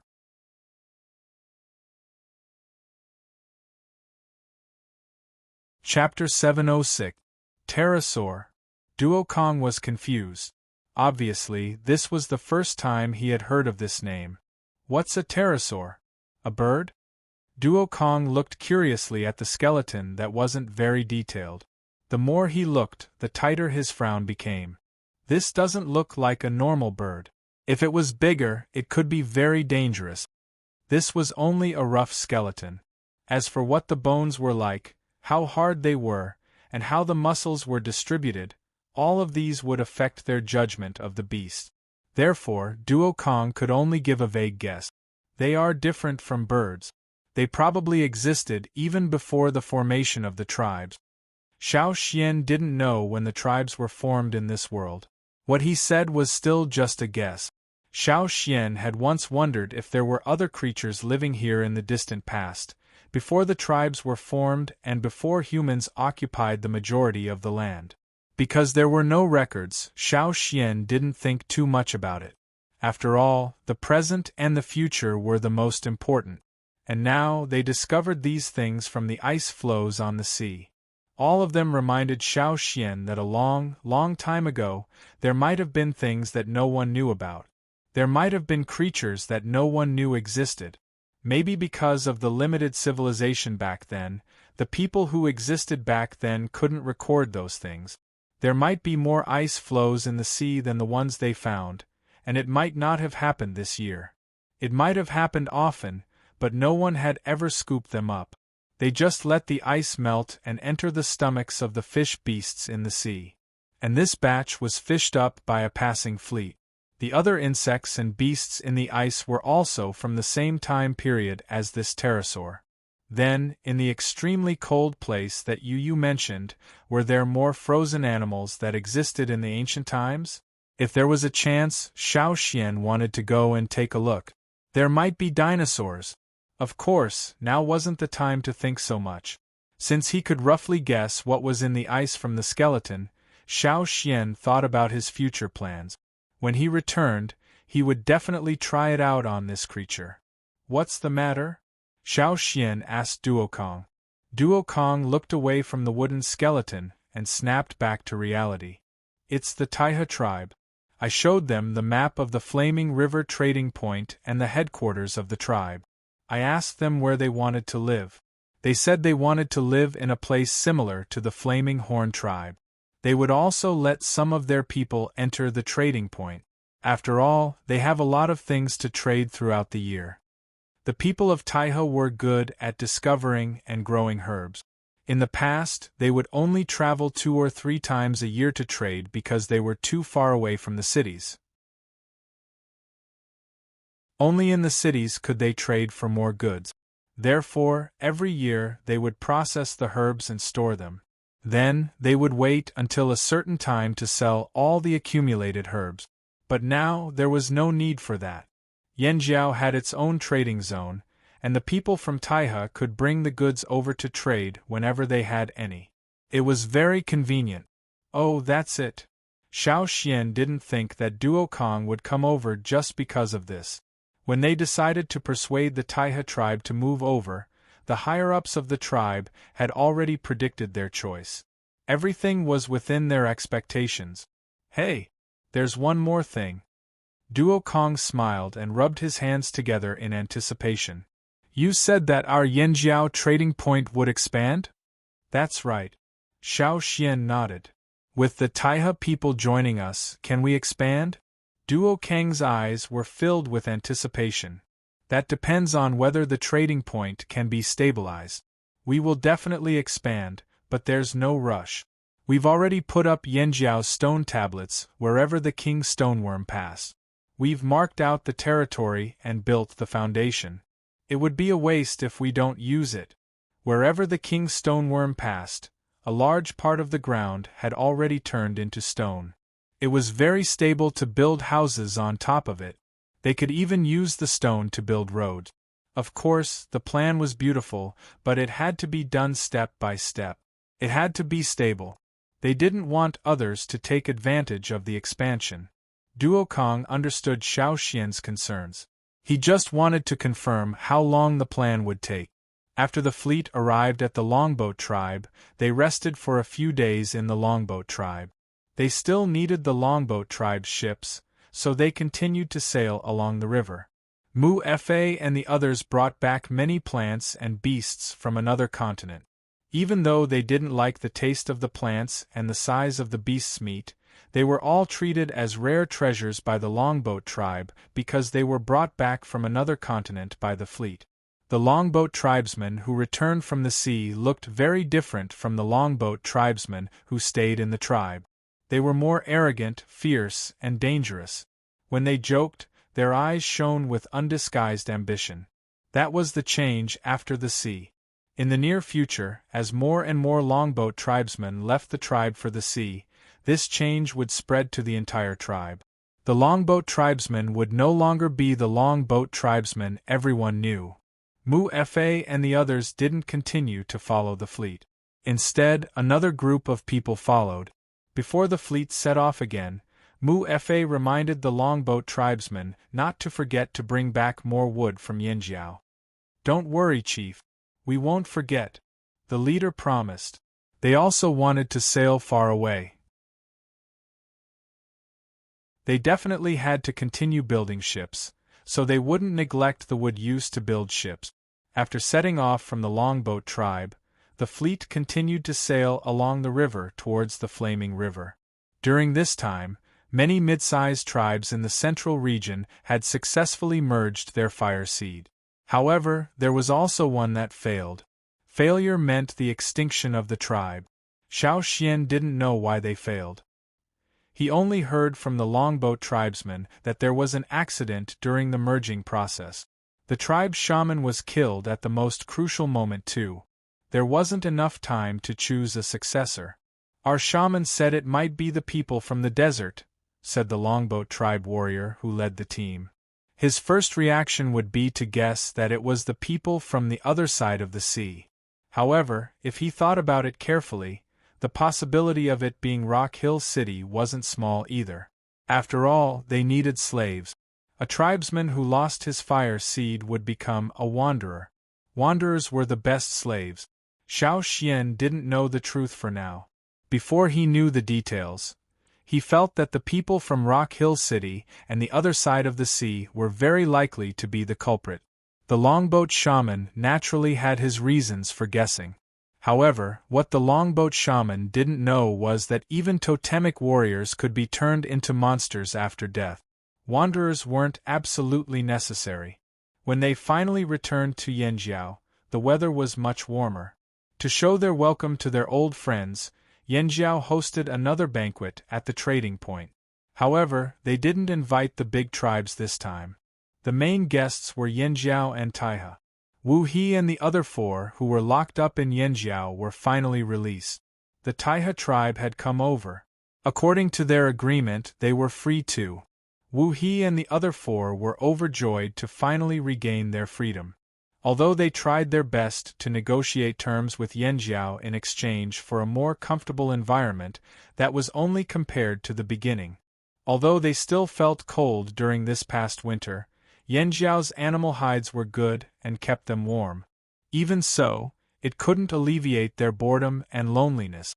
Being trapped in a cramped cave was a great torture for the Changlu people.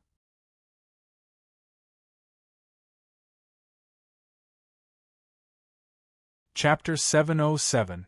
After Yanjiao released the 5 Changlu tribesmen according to their agreement, they thought they would leave immediately.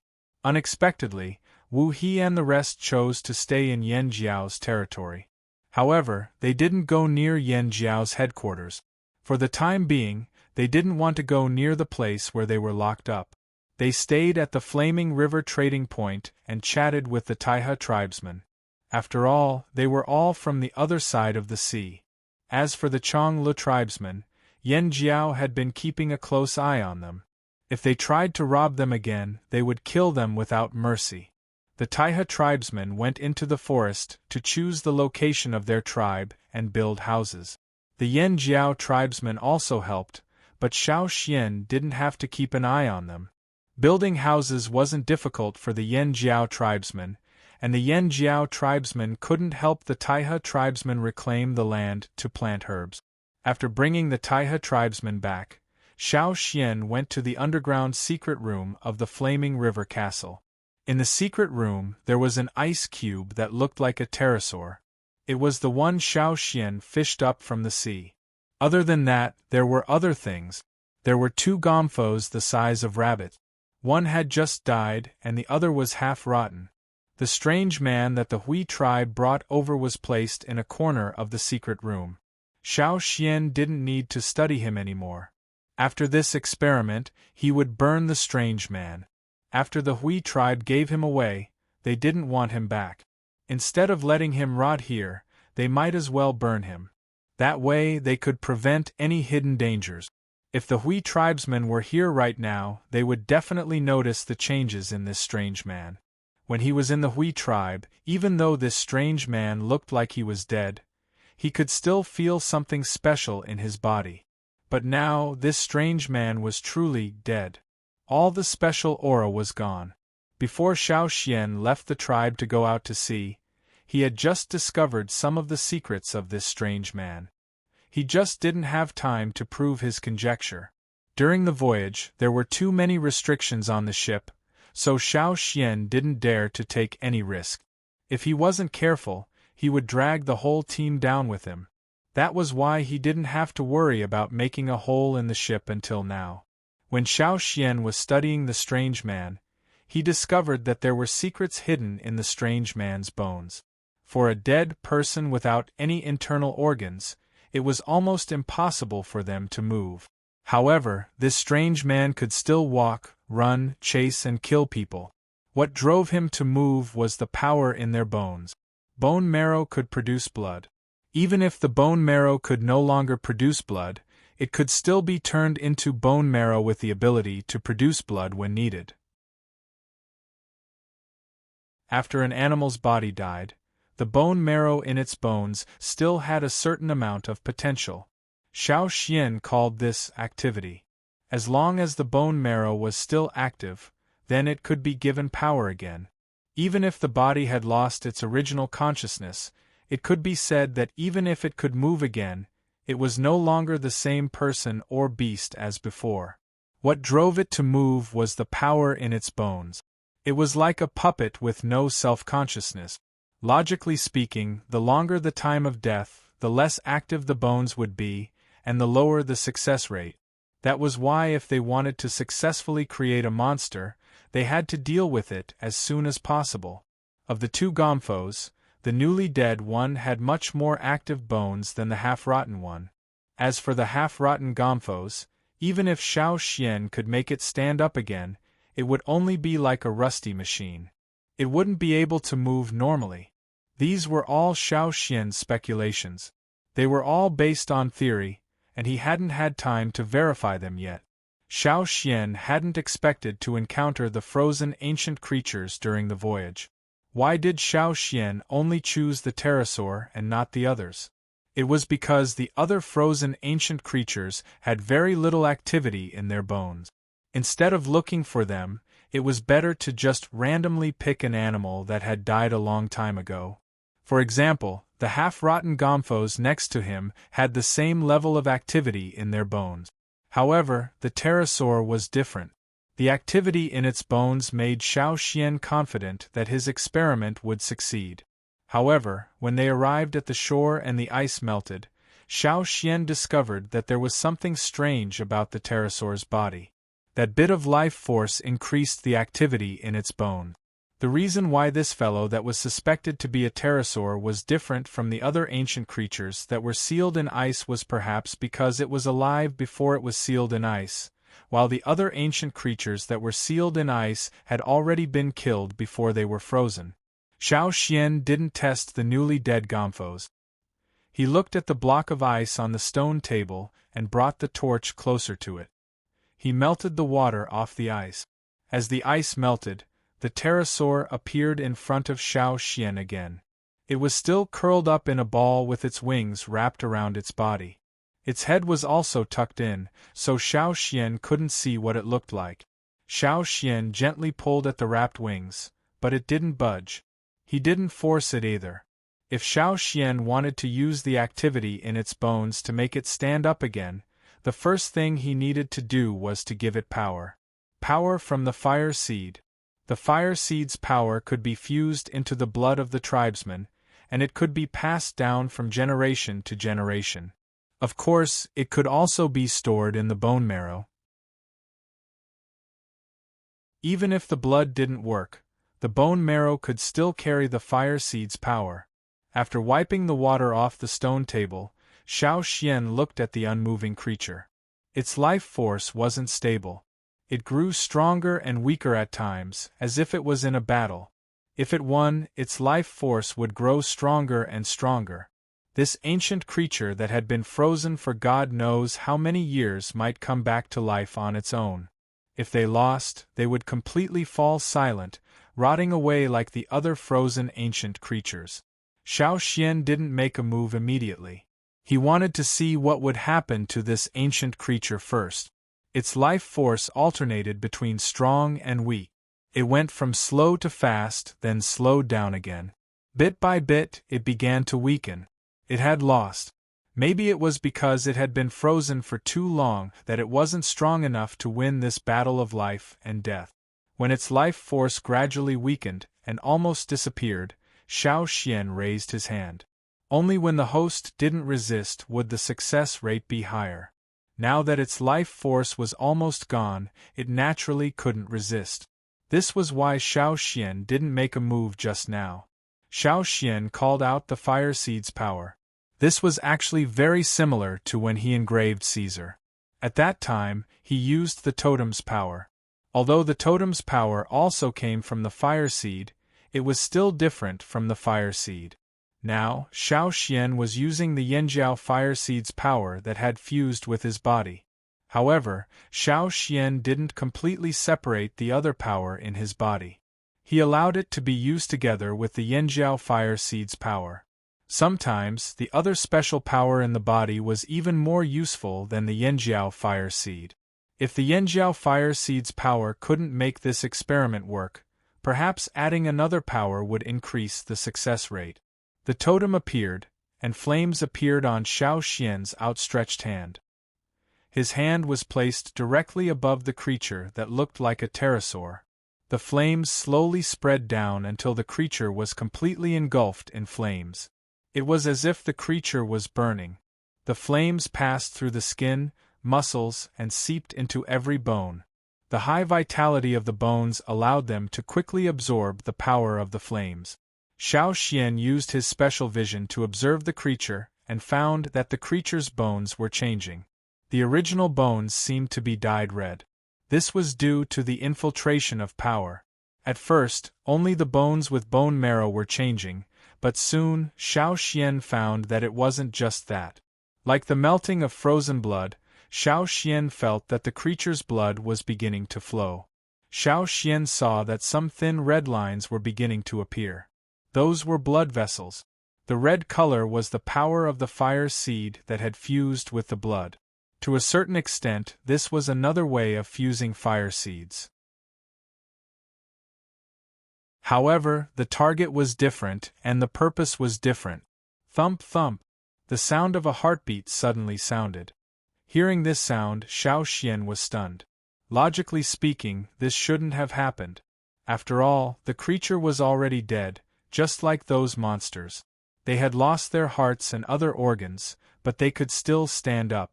It was obvious that those monsters didn't need a heart. But now, the heart of the creature under his palm was starting to beat.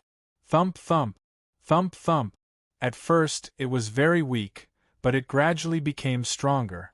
As more and more thin red lines appeared, especially those gathered around the heart, they were especially active. The heartbeat also became faster. At first, it could only be heard twice, but it was rhythmic like breathing.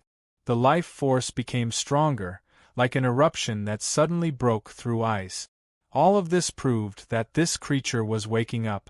Xiao Xian didn't stop. It also didn't reject Xiao Xian's method. It didn't reject the power of the fire seed. Perhaps it also knew that this was the only way for it to wake up. Its frozen body began to warm up. The wings that had been wrapped around it moved slightly, emitting a slight cracking sound. The exposed hind claws slowly extended outward. Xiao Xian found that its hind legs were thicker than those of a bat and looked more powerful. Ka ka ka. The wrapped wings loosened again, opening bit by bit to both sides. The head that was curled inside also extended outward. Xiao Xian looked at the ancient creature that was unwrapped. Without a doubt, this was a pterosaur. However, compared to many pterosaurs that Xiao Xian knew, this one was much smaller.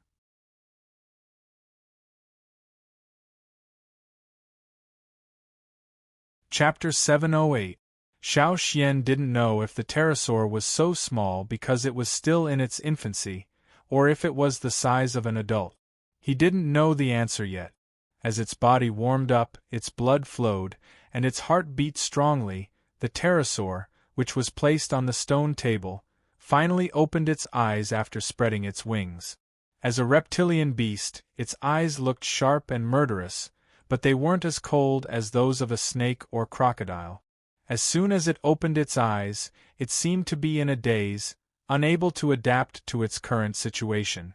After being frozen for so long, its brain couldn't work properly.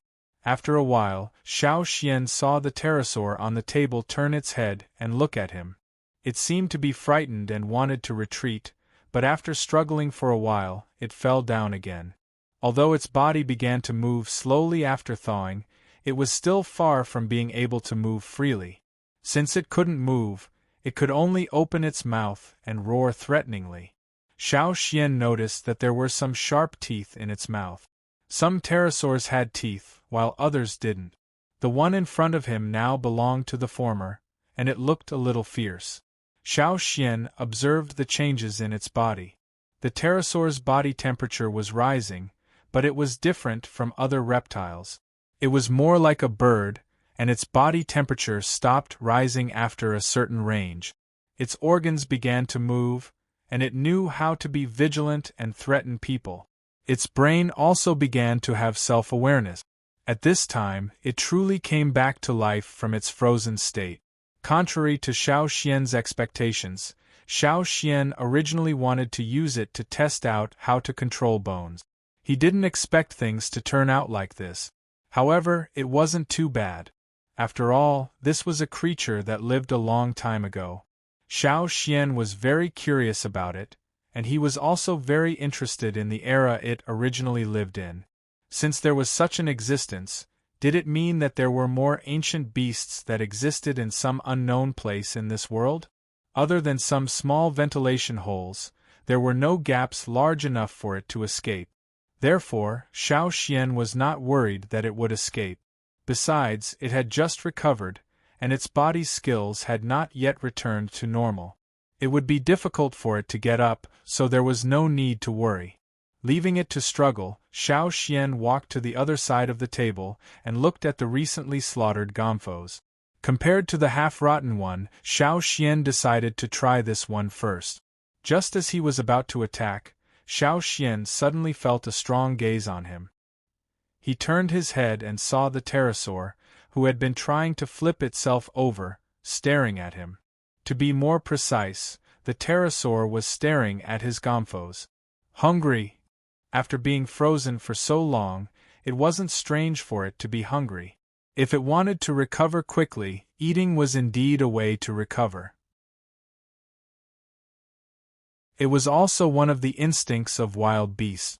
Xiao Xian used his knife to cut off a piece of meat from the gomphos and handed it to the pterosaur, who was struggling to flip itself over on the table.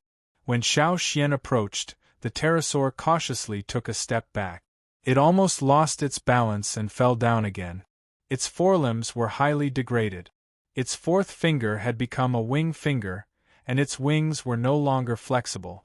However, hunger still forced it to accept the food in front of it. The pterosaur quickly bit down on the piece of meat in Xiao Xian's hand. It opened its mouth twice and swallowed it. The next moment, it raised its head and bit down on Xiao Xian's hand. It didn't look like it was joking.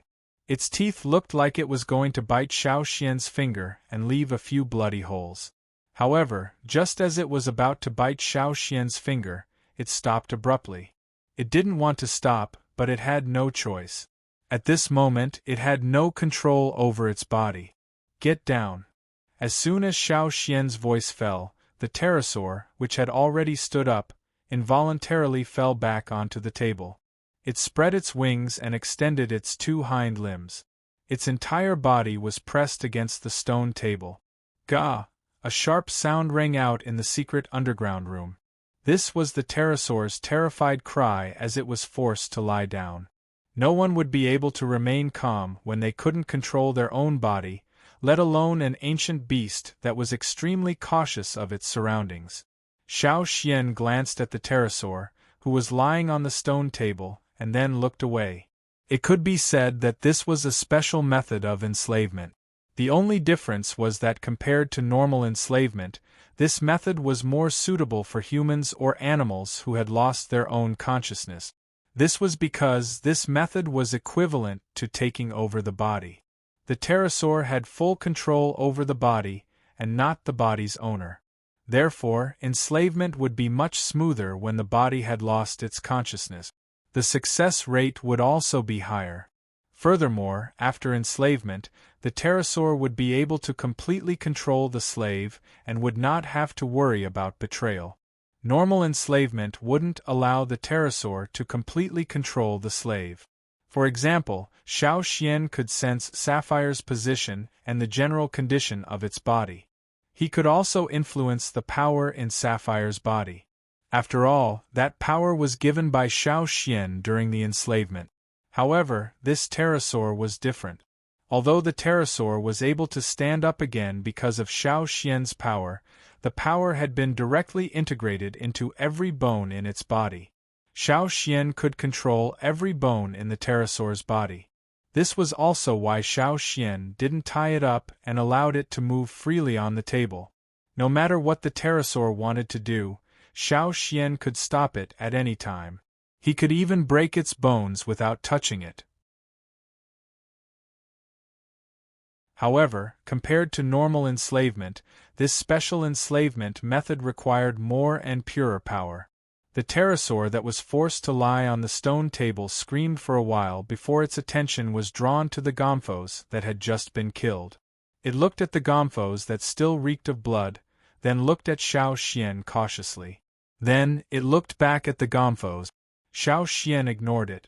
He continued to use the same method on the dead gomphos that had lost its consciousness.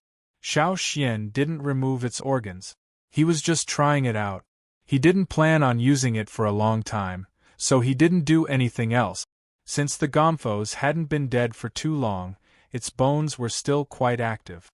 It also didn't have any consciousness, so Xiao Xian's enslavement went smoothly.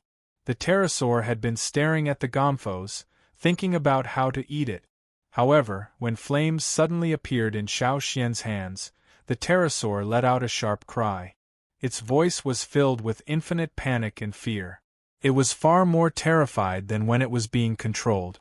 Xiao Xian frowned, but he didn't stop what he was doing. He ignored the pterosaur's screams. The gomphos that had already lost its life force was rapidly changing.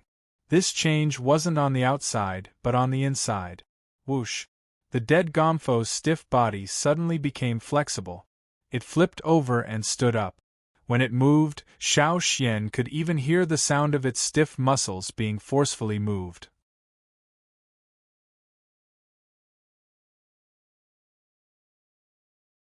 Chapter 709. During this special enslavement process, Xiao Xian compared the Gomphos to the pterosaur. Compared to the pterosaur, enslaving the Gomphos required a lot less energy and was much simpler. Part of the reason was that the Gomphos didn't have self-awareness, but the most important part was its nature. Even though the Gomphos' bones were more active, they weren't of high quality. Simply put, their bones couldn't contain much fire seed energy. This was just a normal wild beast in the forest. It was at the bottom of the food chain, so its bones couldn't contain too much energy. The pterosaur wasn't big either. In fact, it was even smaller than the Gomphos. However, while enslaving it, Xiao Xian noticed that the pterosaur's bones could fuse with more fire seed energy than the Gomphos. The amount of fire seed energy a bone marrow could fuse with had nothing to do with its size. Then, could it be that the higher the rank of the species, the stronger the person, the more energy they could contain? Xiao Xian decided to go to the vicious beast meat stall and catch a freshly slaughtered vicious beast. Just as he was about to leave, Xiao Xian remembered the pterosaur that was still lying on the stone table. He turned around and saw the pterosaur twisting its neck to look at Xiao Xian. Xiao Xian turned around and opened the door to the secret room. He walked out and closed the heavy stone door behind him. The moment he closed the door, Xiao Xian released his control over the pterosaur. However, he didn't go far. Instead, he stood outside the secret room for a while. Xiao Xian could feel the pterosaur's every movement. It was as if everything was projected into his mind. However, it wasn't an image of the pterosaur's entire body. It was just a skeleton that had fused with the fire seed energy. He could even see the creature's swaying tail clearly. After Xiao Xian left, the pterosaur thought that it had regained its freedom. After it got up, it looked around cautiously and let out a cry. When it didn't see anything out of the ordinary, it cautiously waited for a while. Then, it crawled towards the Gomphos on the other side of the table. Its wings were a little more flexible than when it had just thawed, and it could climb up faster. The smell of the Gomphos' blood made it crawl even faster. Almost as soon as it reached the Gomphos, it stretched its neck and opened its mouth to bite the Gomphos. In the beginning, the meat that Xiao Xian had given it was not enough to satisfy its hunger. It wasn't strong enough yet, so it could only use its fangs to scrape the flesh off the Gomphos' body bit by bit. It didn't scrape a lot of flesh off each time, but it ate very quickly. Xiao Xian watched at the door of the secret chamber for a while before leaving. There was nothing important inside. No matter how hard the pterosaur tried, it would be useless. It couldn't pierce through the thick stone walls of the secret chamber, right? At the same time, Xiao Xian also wanted to know how far he could effectively control the pterosaur. The more he learned, the more Xiao Xian felt that there was a lot of information hidden in this book that would allow him to better understand the person who invented this special enslavement method. Up until now, no one knew who or what group had enslaved these strange people. EC said that the E family was involved in this, but no one knew how much they were involved. What role did the person who had left the E family 1,000 years ago play in all of this? Xiao Xian shook his head and continued to walk outside. He tried to feel the image in his mind. As long as it was within his effective control range, the image of the pterosaur should still be there. Even after Xiao Xian walked out of the flaming river castle, the image in his mind was still clear. The pterosaur was still eating. He went to the stall that sold vicious beast meat and picked up a freshly slaughtered vicious beast to carry back. The pterosaur, who had been biting into its food, heard the noise and immediately shrunk behind the Gomphos. Xiao Xian ignored it and placed the vicious beast he carried back on the stone table. This vicious beast had already been slaughtered. Its organs had been removed and the blood had been drained. It had also been roughly wiped clean, so only a small amount of blood had dripped onto the table. The pterosaur, who was hiding behind the Gomphos, poked its head out to look at Xiao Xian when it smelled the blood. It seemed to be trying to determine if Xiao Xian would beat it to the ground again. Then, it looked at the vicious beast.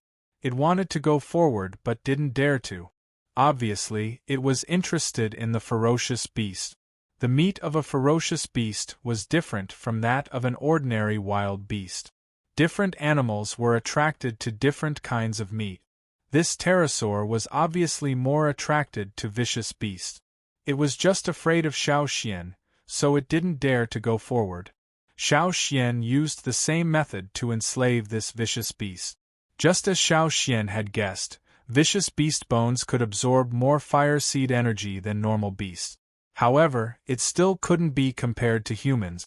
When Xiao Xian was studying the strange man, although he didn't complete the experiment, he could still make a rough guess. Combined with the few experiments he had done so far, Xiao Xian guessed that compared to vicious beasts, humans had a much stronger affinity with fire seed. This was probably why the people of Rock Hill City chose humans over desert beasts. After the experiment, Xiao Xian prepared to carry the vicious beast out. He only wanted to test the enslavement method and the fire seed energy on this vicious beast. After the experiment, he could still eat it. Of course, he wouldn't sell it at the stall anymore. He would feed it to the Yanjiao people in the Flaming River Castle. These were the bones of a vicious beast with a fire seed, so it was different from others. Before he carried it out, Xiao Xian saw that the pterosaur was still staring at him, so he cut off a piece of meat and placed it on the stone table. Then, he carried the vicious beast and left. After leaving the secret room, Xiao Xian handed the vicious beast to the people in the Flaming River Castle who were preparing for lunch. Cut off the bones and boil them into soup. Don't waste the marrow inside. These are bones with a fire seed, Xiao Xian said. The Yanjiao warrior who took the vicious beast was confused. He looked at the vicious beast in his hand and felt that something was wrong. Since he couldn't figure it out, the warrior didn't think too much about it. He just followed the Grand Elder's instructions. After taking a few steps, he slapped his head. The Grand Elder's words could be summed up in one word. Wasn't it just eating? He understood. When he returned to the secret room, almost a third of the vicious beast meat that Xiao Xian left there before he left had been eaten. The meat that Xiao Xian left behind was about the same size as the pterosaur's body. Judging from the pterosaur's posture, it didn't seem like it had any intention of stopping. Xiao Xian didn't know how much it would eat in the end. Perhaps it realized that Xiao Xian didn't attack it twice, so the pterosaur became bolder. It was mainly because it was in front of food, so it became bolder than usual. However, it still didn't dare to approach Xiao Xian. It looked at Xiao Xian with eyes full of fear. Xiao Xian only glanced at the pterosaur and didn't look at it anymore. He planned to test out the half-rotten gomphos. After all, he had already brought it here. It would be a waste if he didn't use it. When Xiao Xian was trying to enslave it, he also spared some time to observe the pterosaur's reaction. When he was enslaving the vicious beast, the pterosaur showed a terrified expression. Although it didn't scream, it hid behind the gomphos. In Xiao Xian's mind, he could even see the pterosaur's trembling face. Now, when Xiao Xian's hand was on fire, the pterosaur didn't even care about the temptation of food. It immediately looked for a place to hide. In its panic, it fell off the stone table. If it hadn't spread its wings to cushion the fall, its newly thawed body wouldn't have been able to withstand the fall. It might even have broken bones. The half-rotten gomphos didn't take too long for Xiao Xian to enslave. It was the fastest out of the three beasts that Xiao Xian tried to enslave. However, under Xiao Xian's control, the half-rotten gomphos' bones started to fall apart as it walked. It was like a malfunctioning machine that couldn't be controlled accurately. It's not working if it's not active enough. As expected, it was because of the active bones. No wonder the monsters that the people from Rock Hill City made weren't rotten. Although they looked a little strange, it was obvious that they had been processed. The people who enslaved the monsters seemed to value the quality of the monsters. After Xiao Xian cracked the secret of the mysterious desert monsters, Xiao Xian also told everyone the secret during a meeting with the Yanjiao's higher-up. However, not everyone could use this method to enslave a dead beast. Other than Xiao Xian, the excited Jing Luo, Duo Kong, and the 2 retired shamans all failed. Gui Zhe didn't try because he was researching a type of herb. Therefore, among the people in the Yanjiao tribe who knew the secret, only Xiao Xian was able to successfully enslave a beast using this method. After learning that the ancient beast that Xiao Xian brought back was alive, the Yanjiao people were very curious. The other ice cubes were either melted or turned into fertilizer. Only a few special ones were kept in good condition. The 2 retired shamans found a cave on a high mountain to store them. They said they wanted to keep them as a memento for the future generations of Yanjiao to see. After all, these were things from a long, long time ago. They might even be older than their ancestors. But now they heard that one of them was alive. The 2 retired shamans couldn't wait to see this strange little monster. According to Duo Kong, it looked like a bird but wasn't a bird. For the past few days, Xiao Xian had been training the pterosaur in the secret underground room. After all, it was an ancient beast. Even if it was small, it couldn't be underestimated. After the pterosaur's rapid recovery, Xiao Xian had already seen its ferocity. It wouldn't be good if he let it out and let it attack his own people. Therefore, when the group of people ran to the Flaming River Castle and followed Xiao Xian to the secret underground room and opened the door, the first thing they smelled was the stench of blood and a foul odor. Xiao Xian also felt that the smell was very strong, but before he could train the pterosaur properly, he could only keep it this way. On the stone table, there was a piece of meat that had been bitten. It looked like it had eaten a lot. The water moon stones on the wall were still lit up. In the corner, there was a birdcage made of rattan. The birdcage didn't have a door and was empty inside. There was even feces at the bottom of the cage. If they only relied on their hearing, they wouldn't be able to tell where the pterosaur was hiding. But with the fire seed's aura, they could sense its presence. Under the table, in the shadows, there was a figure that looked like a bat hanging upside down on the edge of the table. Because of the angle and the light, it was difficult for the people standing at the door to see it.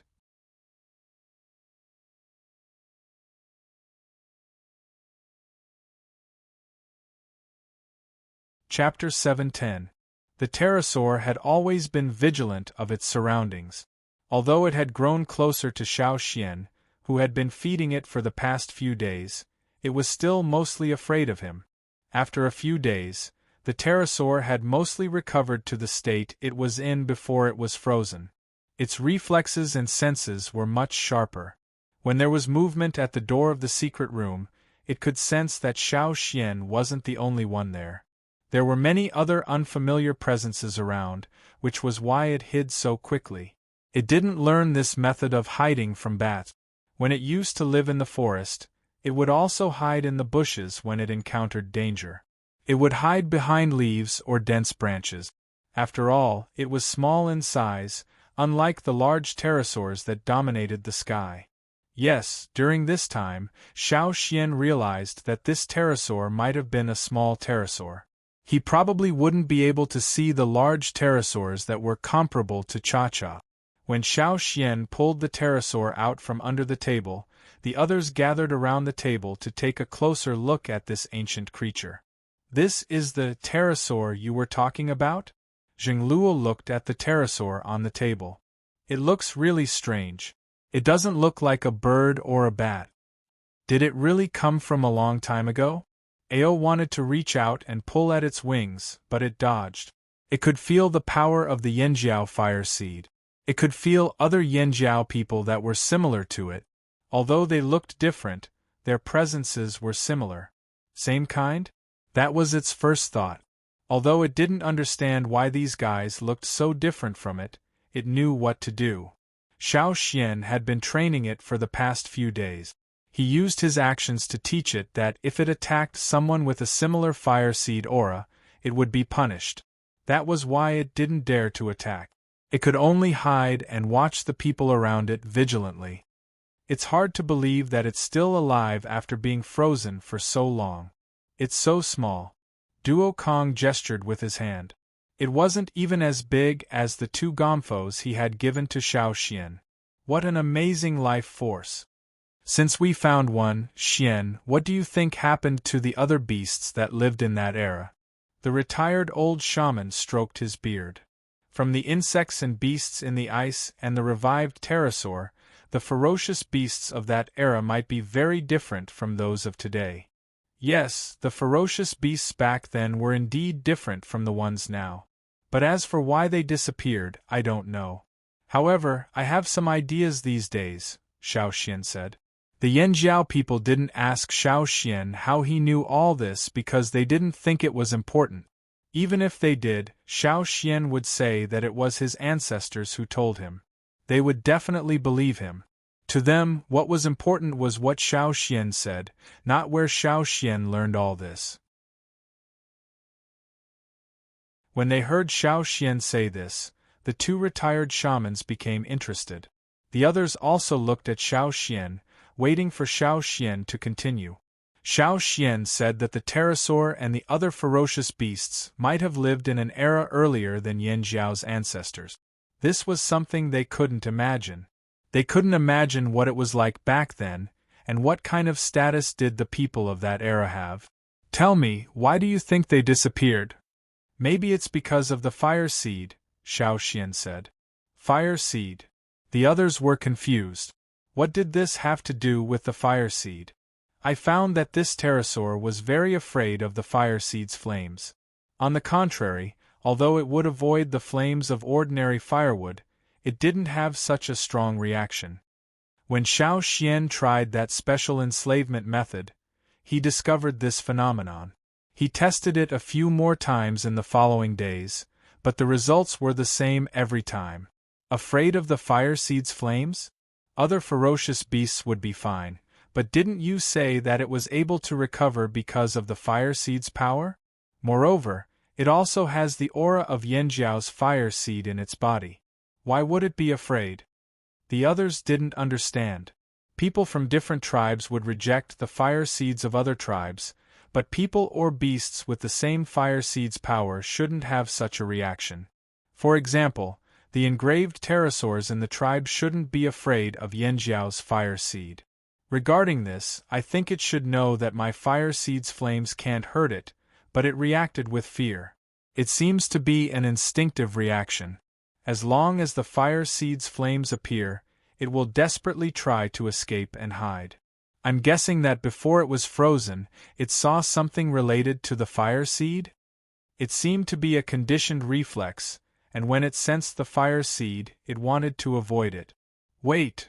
The 2 shamans took out pens and animal skin scrolls at the same time, and quickly recorded something. Then they said to Xiao Xian, "Continue." It was a professional reaction. Even after retirement, the 2 old men were still very interested in things related to history. Even if Xiao Xian said it was just a guess, they would still record it down. So what if it couldn't be proven? Maybe the descendants of Yanjiao would be able to find the answer. After looking at the 2 old men's notes, Xiao Xian continued. If, and I'm saying if, this pterosaur had seen the fire seed before it was frozen, and it wasn't long before it was frozen, then its reaction would make sense. If it was too long ago, its memory would fade, but if it had seen the fire seed not long before it was frozen, it would be more likely to have such a reaction after it woke up. Generally speaking, the tribe's fire seed would be placed in the fire pit. After all, it was so long ago, and there shouldn't have been any fusion of fire seed. Everyone nodded. Of course, they understood what Xiao Xian said. Even on the other side of the sea, the fusion of fire seeds couldn't have happened 100,000, 1,000,000, or even 10 million years ago. If it really existed at that time, it could only be in the state of a primitive fire seed. Although I don't know what happened at that time, I'm guessing that it was brought about by the primitive fire seed. Otherwise, it wouldn't have been so afraid. The way it looked at the fire seed's flames wasn't unfamiliar. It was as if it had seen something familiar and terrifying. Xiao Xian couldn't sense the pterosaur's thoughts like he could Sapphire. That special enslavement method only targeted the bones, not the mind. Xiao Xian really didn't know what the pterosaur was thinking. He could only judge and guess based on some details. Everyone accepted Xiao Xian's explanation. In their hearts, the fire seed was the most powerful thing in the world. If there was anything that could make all the beasts that lived in that ancient era disappear, it was probably the fire seed. They couldn't accept other reasons. Was there anything more powerful than the fire seed? They didn't believe it. However, guesses are just guesses. There are still many things that don't make sense. But no one knows what happened at that time except for this one. Xiao Xian pointed at the pterosaur on the stone table, who was still vigilantly looking around. Because he had used the enslavement method before, Xiao Xian wasn't confident that he could use the same method he used to enslave Sapphire again. The difference between the two methods was too great. If he wasn't careful, the pterosaur would explode. If that happened, not even a bone would be left. Moreover, that was something that happened a long time ago. There was no need to figure it out. They weren't archaeologists. If they had the energy, they might as well dig a river and build a house by the flaming river. The Yanjiao people were just curious. They didn't intend to pursue the matter. You must take good care of it. Xian, if you can't take care of it, you can let us two old men do it. It has seen the fire seed from a long, long time ago. It's an ancient beast that lived longer than our ancestors. It's alive. Before leaving the secret room, the two retired shamans looked back at the stone table reluctantly. Among everyone here, other than Xiao Xian, the two old men were the most interested in the pterosaur. According to the two shamans, they wanted to make the pterosaur their tribe's mascot. Xiao Xian didn't think that way. The pterosaur wasn't big, but it had a ferocious temperament. Mascot? It was good enough that it didn't hurt people. After everyone left, Xiao Xian looked at the pterosaur that had jumped down from the stone table and glided to the ground to look for food. Based on its performance today, they should be able to bring it out in a few days. 5 days later, Xiao Xian carried a cage made of new bronze and left the secret underground room. The cage was covered with a thin layer of cloth, and there were some holes in the cloth. The people outside could not see the situation inside the cage through those small holes, but inside the cage, there was a pair of eyes looking out curiously through the holes. Xiao Xian didn't open the cage in the Flaming River Castle. Instead, he carried the cage all the way out of the trading point and walked over the Flaming River Bridge to Yanjiao's headquarters. There were people from the Flaming Horn tribe, the Taiha tribe, the Drumming tribe, the Rain tribe, and some from the surrounding tribes. There were even a few travelers who came from afar. Digging the river required manpower. Not all of these people were from Yanjiao and Taiha. After all, there were other things to do in other places. Taiha was still under construction, so they had limited manpower. That was why they could only hire some people. Those who were strong enough and willing to work could also trade their labor for things from Yanjiao. Yanjiao even provided 2 meals a day. There were other travelers who wanted to join, but they were too late. They already had enough manpower and were just starting work. The stone bridge directly blocked the Flaming River's surface. If they wanted to travel upstream and downstream, it would be very troublesome. That was why they planned to dig a river that bypassed the fossilized area and connected downstream. It was a big project, but they weren't in a hurry. Yanjiao had dug a man-made lake before, so they had some experience in this area. They didn't find it troublesome. When Xiao Xian arrived, they were busy digging. Xiao Xian gave them a fearsome beast he brought from the trading point as an extra for their lunch. He asked about the progress of digging the river, and whether there were any problems. When he heard from the person in charge that everything was going smoothly, Xiao Xian didn't stay for long. He carried the cage and walked towards the Flaming River Bridge. "What's that in the Great Elder's hand?" A Yanjiao warrior asked his companion as he watched Xiao Xian leave.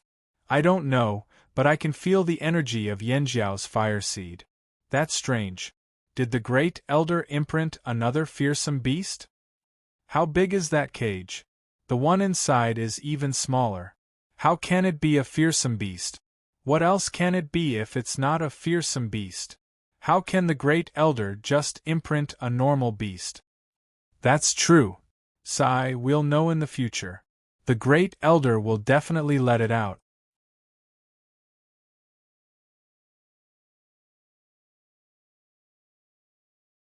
Chapter 711. Xiao Xian carried the cage back to the headquarters. He found a secluded place and opened the cage. The moment he lifted the cloth, the pterosaur eagerly climbed out. When Xiao Xian walked over, the pterosaur had seen the situation outside through the gaps in the cloth covering the cage. It had also smelled the familiar scent of the forest. Although it was different from what it remembered, as long as it was a forest, it was very excited. After being locked up in the underground chamber for so long, facing the water moonstones and the surrounding stone walls every day, the pterosaur was so excited that it wanted to fly at any time. However, when it was in the cage, it didn't dare to move. If it did, Xiao Xian would forcibly suppress it. After that, it learned to be obedient. Before the cage was opened, it didn't dare to jump around. When it stepped on the green grass, it lowered its head and sniffed the grass. It pecked at it, then flapped its wings and flew up. It wasn't clear if it was because of the pterosaur, or if it was just like that, but when it flew, it was obvious that it wasn't as agile as Cha-Cha and the other birds that were good at flying. After flying to a tree, it stood high up and looked down at the forest and grass below. It also saw the river not far away. It flapped its wings and looked at Xiao Xian. It didn't dare to run around. If it wasn't careful, it might be controlled midway and fall to its death. Therefore, after being released from the cage, the pterosaur looked at Xiao Xian for a while. Seeing that Xiao Xian wasn't angry, it continued to fly. Due to its small size, it didn't pose much of a hindrance in moving through the forest. Its original color was a mix of green and brown with some other colors. This combination of colors was very suitable for hiding in the branches. Xiao Xian also noticed that it had started to learn to hide its aura. It wasn't its own aura. Hiding one's aura was a hunting skill that it had mastered long ago. It was now learning to hide the aura of the Yanjiao fire seed that had fused into its bone marrow. In the future, it might be able to master the way to control its aura even faster. Once it had mastered its control, as long as it deliberately hid itself, other than Xiao Xian, it would be difficult for anyone to discover it. Sometimes, some small-sized beasts could not be underestimated. They could be more dangerous than those large-sized beasts. Xiao Xian didn't bring it to the tribe's residential area. Instead, he let it roam in the forest at the edge of the forest. There was a sentry tower here. After patrolling, the patrolling soldiers would rest there. Xiao Xian saw that the pterosaur's performance was not bad after it came out, so he tried to bring it over. During this period of time, it had already understood some simple instructions.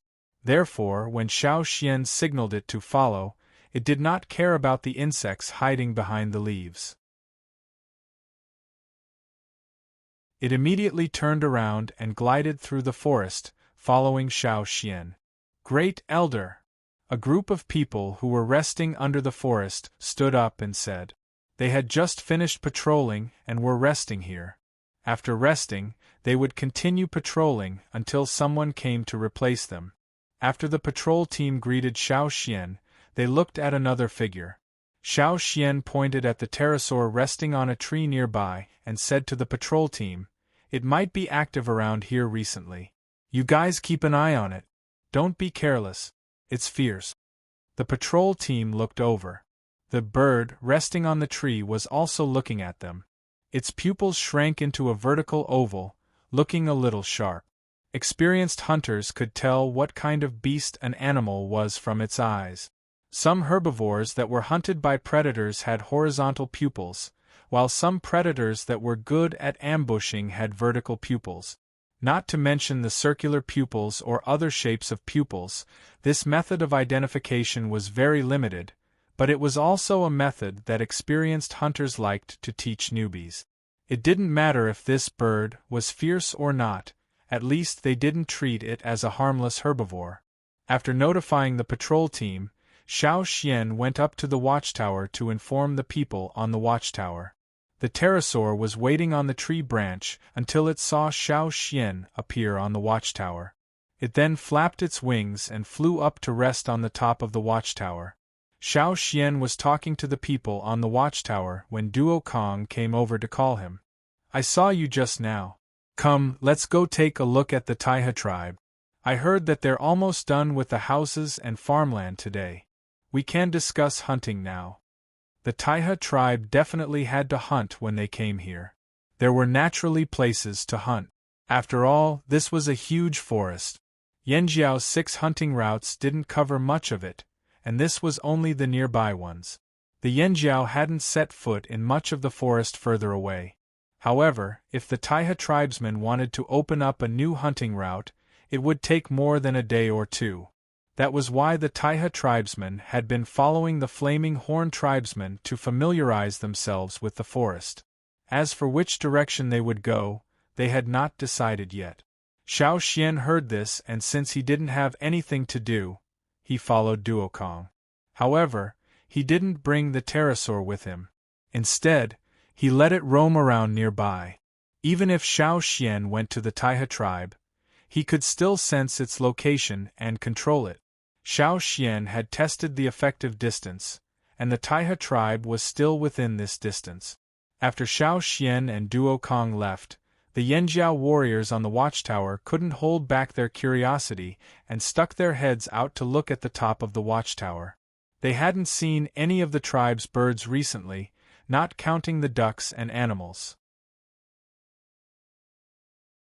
After returning from the sea, the Cha-Cha would often go to the forest to look for food. Perhaps it was bored of life at sea, so it came back to play with all its might. Sometimes it wouldn't even be seen for a few days. Gigu's snow falcon, on the other hand, was too fast and disappeared with a whoosh. Most of the time, it stayed near the residential area.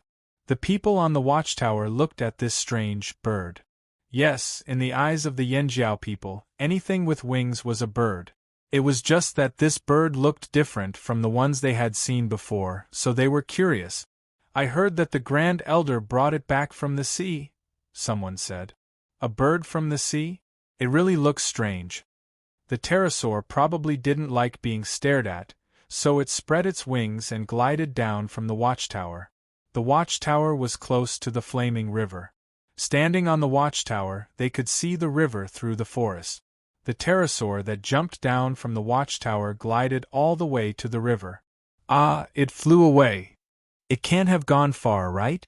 Look, it's flying into the river. On the other side, the pterosaur that was gliding over flapped its wings twice, then retracted them and plunged into the river. It's a duck? It can swim? The Yanjiao warriors on the watchtower were shocked. Their tribe's ducks didn't look like this. Something's wrong. Look, what's going on over there? Let's go. Quick, quick, quick. The panicked voices of the people on the watchtower alerted the patrol team resting below. They all rushed towards the flaming river. The people on the watchtower saw the water splashing as if there was an intense battle going on under the water. Of course, they were worried about the strange bird that dived into the water. After all, there were many piranhas in the flaming river. And that strange bird was brought here by the Grand Elder. If something happened to it, they wouldn't be able to explain it to the Grand Elder. Everything happened too quickly under their noses. By the time they got there, they were already a step too late. There were already bloodstains on the water. Xiao Xian, who was walking towards the Tai River with Duo Kong, paused. "What's wrong?" Duo Kong asked. "Wait a minute, I'll go back and take a look. There's a small matter over there." "What small matter?" "I'll go take a look too." Duo Kong didn't think that Xiao Xian would go back to take a look. It wouldn't be a small matter. When the two of them reached the flaming river, the people on the watchtower and the patrol team were all gathered there. What happened? Duo Kong strode forward. The people immediately moved aside, revealing a bloody mess on the ground. It wasn't a pterosaur that dived into the river. It was a piranha that was half the size of a human. At this moment, the piranha was a bloody mess. There wasn't a single piece of good meat left, including its scales. Its dorsal fin had been forcefully torn off, a section of its tail was missing, its eyes were gone, and even its gills were torn out. It wasn't bitten by a piranha. Although it was, the main wound wasn't caused by a piranha. Duo Kong had seen piranhas bite prey before. It was different from this. This. What's going on? Duo Kong asked the people around him. The people on the watchtower and the patrol team all looked at the strange bird that was shaking the water off its wings. Duo Kong looked at the pterosaur on the tree, then at the pitiful piranha in front of him. Finally, he looked at the Yanjiao soldiers around him. His eyes were filled with disbelief. It did this. The people around him nodded in unison. It was true. They saw it with their own eyes. When they fished the fish out, the strange bird was still biting and tearing at its flesh. As for the person they were worried about, nothing happened to him. Perhaps it was because the strange bird had sensed Xiao Xian's arrival, but it was still glaring fiercely at the fisherman. Suddenly, it loosened its beak and flew up the tree. Duo Kong opened his mouth and couldn't help but tremble. A beast. It was definitely a beast. It was so fierce, how could it not be? After hunting for so many years, Duo Kong had rarely seen such a small beast. There might be many in other parts of the forest, but usually they were mostly large beasts. Some small beasts were hard to find even if they hid. So, when he saw such a small beast that seemed to be even more fierce than a normal beast, he was shocked. Of course, it wasn't called a beast based on its fierceness.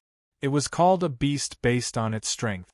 All this time, Duo Kong had only seen it as a duck that ate and drank for free in the tribe. But he didn't expect. Duo Kong looked at the piranha on the ground that was so badly mutilated that it couldn't be seen. He swallowed and said to Xiao Xian, "I think I might know why it could withstand being frozen for so many years without dying."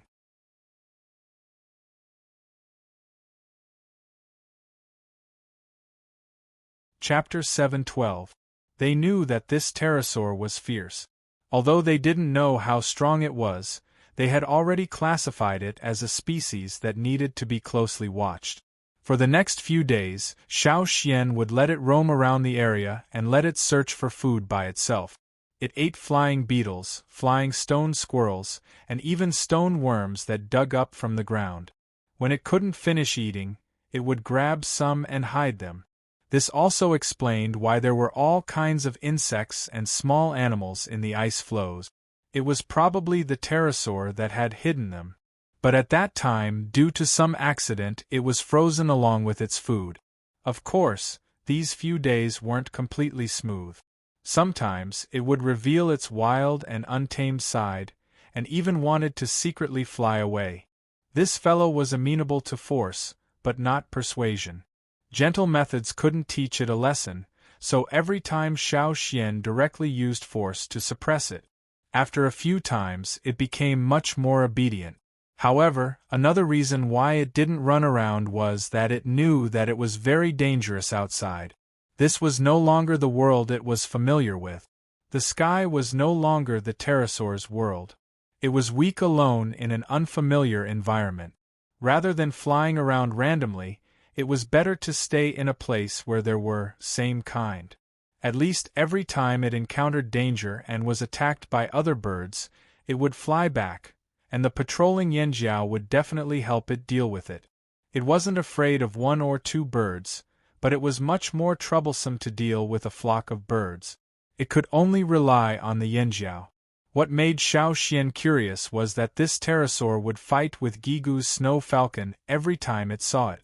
In terms of flying speed, it couldn't compare to the snow falcon, but its mouth was fast. When its wings couldn't keep up, it would use its mouth to peck and pull out a few feathers from the snow falcon. Of course, it was also injured. Its feathers weren't as dense as those of other birds, so the injuries were obvious, but it recovered quickly.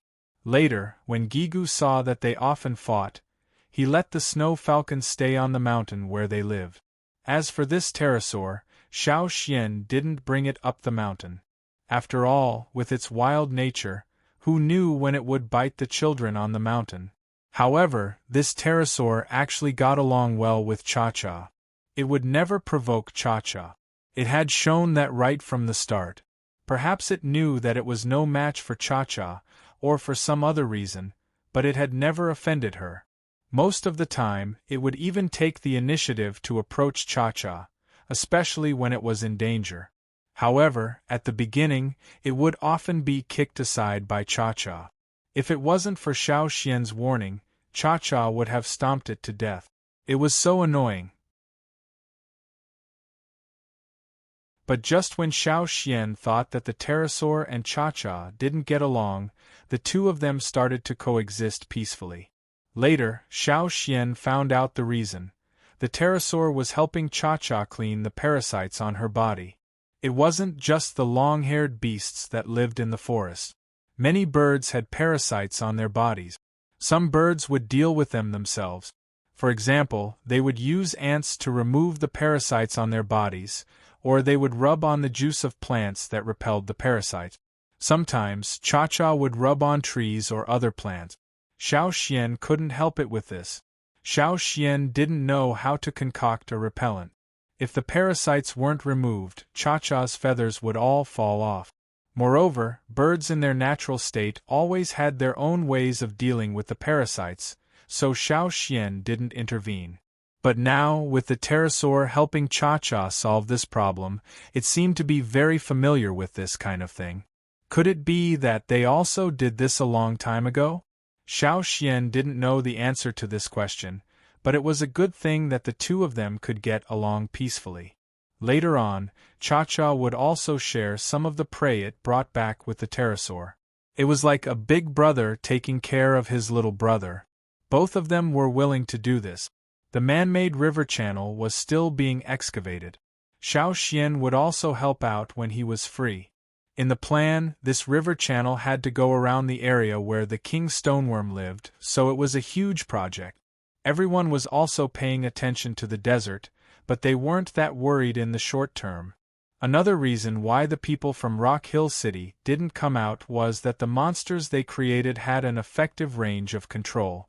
Unless the people controlling the monsters voluntarily walked out of the desert, as long as they stayed in the desert, the puppet-like monsters wouldn't come out. In other words, as long as Rock Hill City set their sights on the sea, they wouldn't have to worry about the monsters coming out to attack people in other places. On this day, Xiao Xian and Zheng Luo were discussing the underground passage left behind by the king stoneworm when someone came to tell them that the feather tribe had come. The chief wanted Xiao Xian to go over to discuss something. How rare they actually came at this time. Xiao Xian rolled up the design in his hand. They had always sealed off the underground passage left behind by the king stoneworm, including this stone forest. They wouldn't let anyone get close, so many people didn't know there was an underground passage that led to the other side of the flaming river. You go over, I'll keep an eye here. Zheng Luo took the beast skin scroll from Xiao Xian and said. He wasn't familiar with the feather tribe and wasn't interested, so there was no need for him to go over. All right, let me know if you have any questions. Xiao Xian followed the warrior who came looking for him to the headquarters. At the same time, he asked about the Feather Tribe's leader and their purpose. Xiao Xian thought the leader of the Feather Tribe would be Gu Ji, who he knew. However, he didn't expect the warrior who came to him to say that the chief of the Feather Tribe would be leading the team himself. Otherwise, the chief wouldn't have asked Xiao Xian to come. Is there something urgent? Xiao Xian asked. It doesn't look like it. They didn't look like they were in a hurry, but... The warrior paused, then said, I think I heard them say they wanted to go into the forest to catch birds, to replenish their bird supply. Replenish their bird supply? Yes, I think the chief has the same idea. Grand Elder, you know we don't have many birds in our tribe. Especially after what happened to Wu He and the others, some people in Yanjiao had been thinking about whether they could strengthen their aerial defenses. Even if it was just an early warning system, there were only a limited number of watchtowers. Back then, some people suggested going to the Hui tribe to get some giant mountain eagle eggs to hatch, but more people objected. Not everyone could control a giant mountain eagle. The Hui tribe had accumulated experience over generations, and they could get along well with the giant mountain eagles. Other people might not be able to do it. Just look at Cha-Cha. It grew up in Yanjiao, but other than Xiao Xian, it didn't listen to anyone else, including Old Ku. It was better to forget about such a difficult bird. Let's switch to an easier one. Now that the Feather Tribe was here, some people in Yanjiao began to think of a solution. The Feather Tribe was an expert in bird taming. They knew what birds were suitable for different purposes. The few large tribes in the central region were busy recently. The Mang tribe and the Eight Limbs tribe had always been in an alliance. They seemed to be planning something, and the Feather tribe couldn't get involved. The Hui and Tianshan tribes were in the grasslands, too far away from them. The Thousand Masks tribe was busy recruiting followers. Ever since they merged their fire seed, the Thousand Masks tribe began to protect the small and medium tribes that depended on them.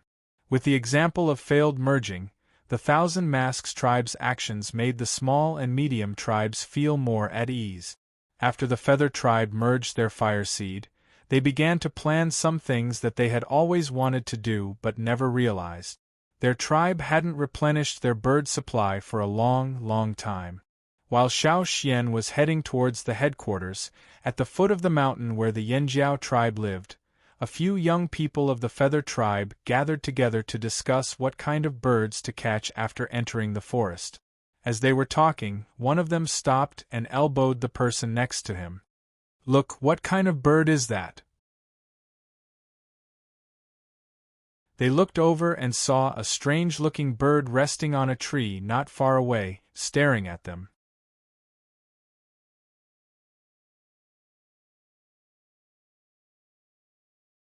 Chapter 713. Is that a bird domesticated by the Yanjiao tribe? Someone was confused. I think so. I've never seen a bird like that. Maybe it was caught in the forest by the Yanjiao? Another young girl with colorful feathers guessed. No, it's not a domesticated bird. She looked at the strange bird resting on the branch, and said with certainty. That's right. A slightly older young man beside she agreed. That bird is too wild. It's completely different from domesticated birds. That bird looks dangerous. She stared at the bird not far away and frowned. The people of the Feather tribe could judge the general information of the bird at a glance. Although they had never seen a bird like that before, they could make a preliminary judgment from its shape, and subtle movements. Why don't I try? A young man was eager to try. This time, they came to Yanjiao with the team to go into the more dangerous forest to catch more bird. They wanted to replenish the bird species that hadn't changed for a long time. The bird species in the tribe were still too few. Some of the new breeds were not satisfied. Moreover, there hadn't been any changes for a long time. This was not a good sign for the Feather tribe. Fortunately, the fusion of the fire seed had broken the time limit. Under the chief's order, they started to look for new bird species. For the Feather tribe, this kind of replenishment was very necessary. In the past, they would replenish their stock, but it might only be one species every few years. This time, however, the chief personally led the team and planned to catch more species of birds to bring back. This time, he brought a group of young people with great potential to train them. After all, the future of the tribe depended on these young people. The new Feather tribe would start to change with them. It had to be said that the chief of the Feather tribe had high expectations for these young people. These young people were also capable. Otherwise, they wouldn't have been selected from so many people in the tribe. The young man who said he wanted to give it a try was talented in taming birds. Before he had awakened his totem power, he had begun to tame birds. Looking at the feathers on his head, one could tell what kind of birds he was taming. The colorful feathers of different lengths on his head were all proof of his ability. Therefore, he believed that even if it was the first time he met a bird, even if it was a wild bird that was difficult to tame, it would become obedient in front of him.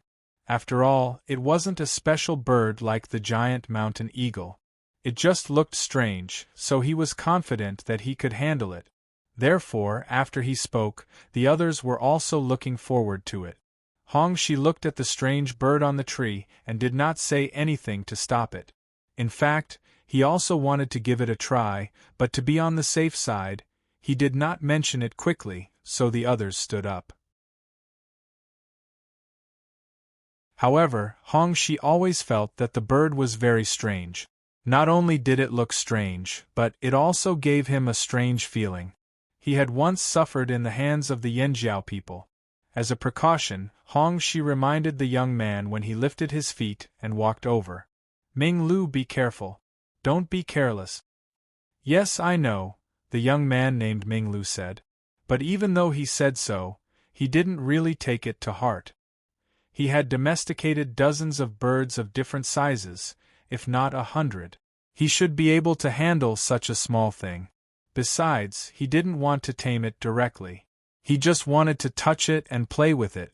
This was Yanjiao's territory. This could only be a bird raised by the Yanjiao people.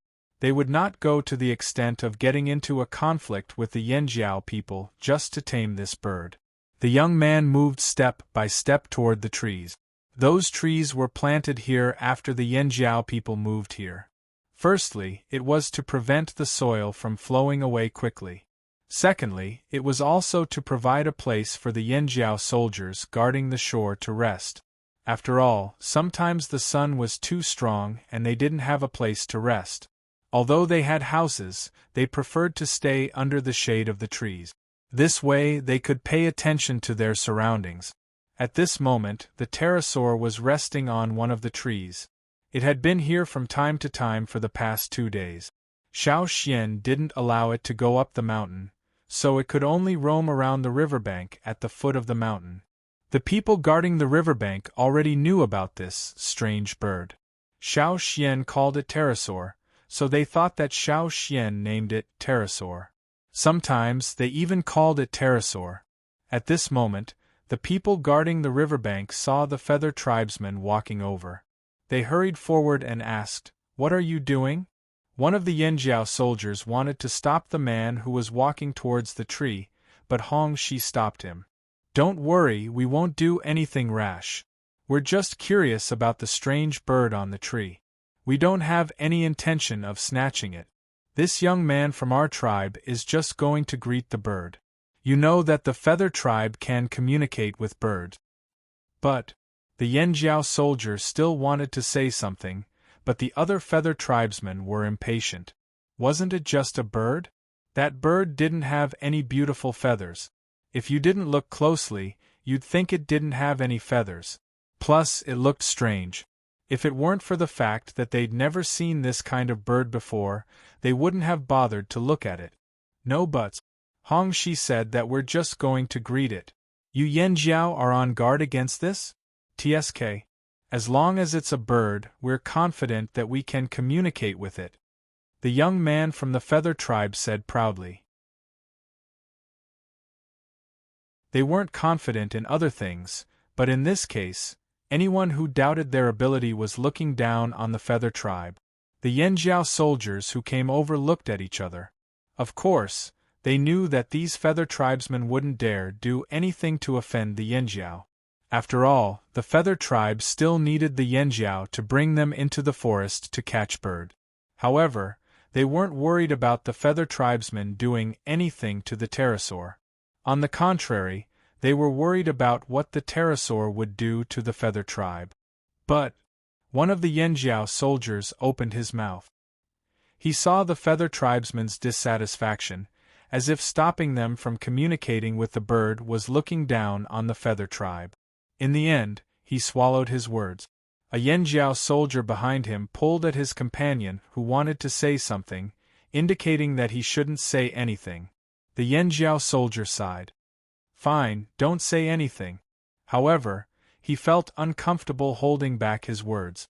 Seeing that the Yanjiao soldier finally stopped talking nonsense, the feather tribesmen were satisfied. They signaled the person who stopped halfway to continue. Quick, Ming Lu, don't let it fly. I saw it flapping its wings. Don't worry, I'll definitely take it down. Ming Lu waved his hand nonchalantly and continued walking towards the bird. The closer he got, the slower his steps became. The aura around him also calmed down.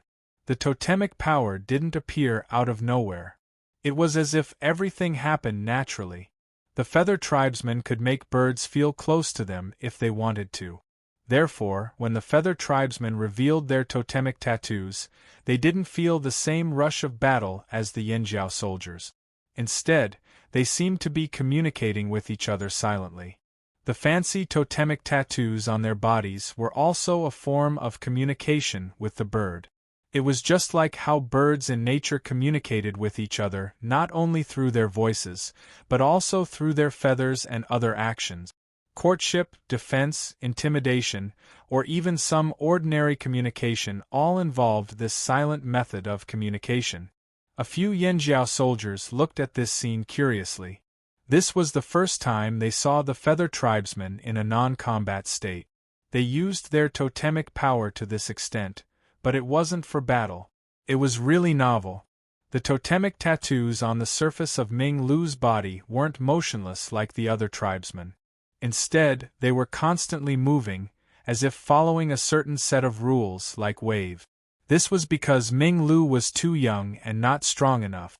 After merging with the fire seed, his body hadn't completely merged with the fire seed's power.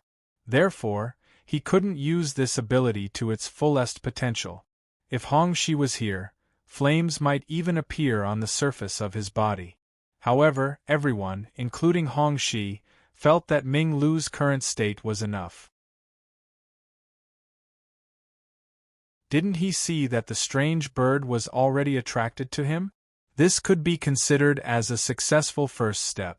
As long as he could attract the bird's attention, he would have more confidence in succeeding. If he couldn't even attract the bird's attention, he wouldn't be able to do anything else. 10 steps, 8 steps, 6 steps, Ming Lu was getting closer and closer to the tree. As he walked, other than the changes on his body, his throat was moving rapidly. The Yanjiao soldiers could hear some vague sounds, but they couldn't understand what it meant.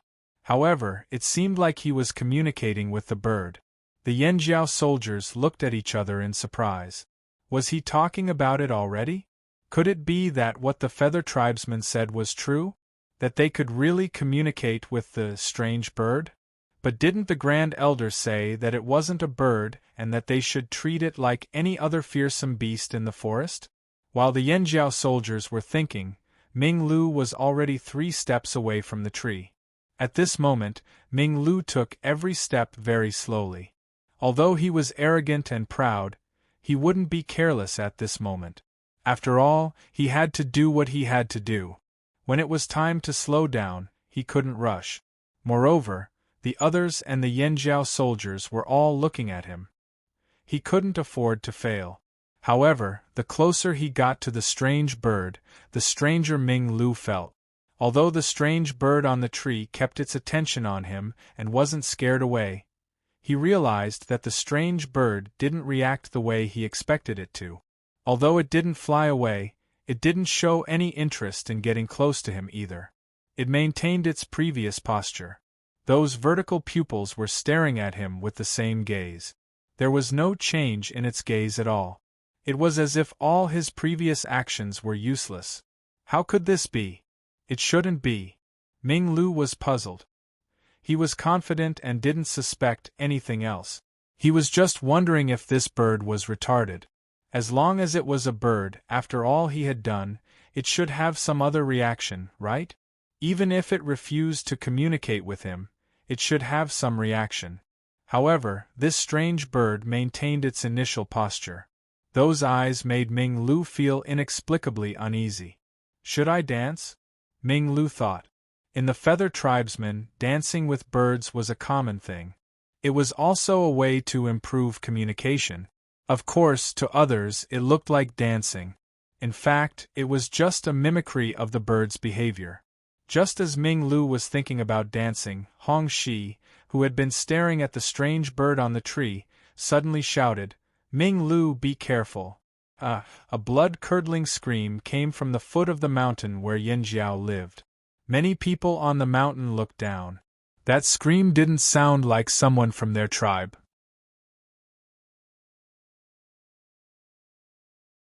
When the other feather tribesmen in the Yanjiao tribe heard that scream, they thought that the Yanjiao people had attacked.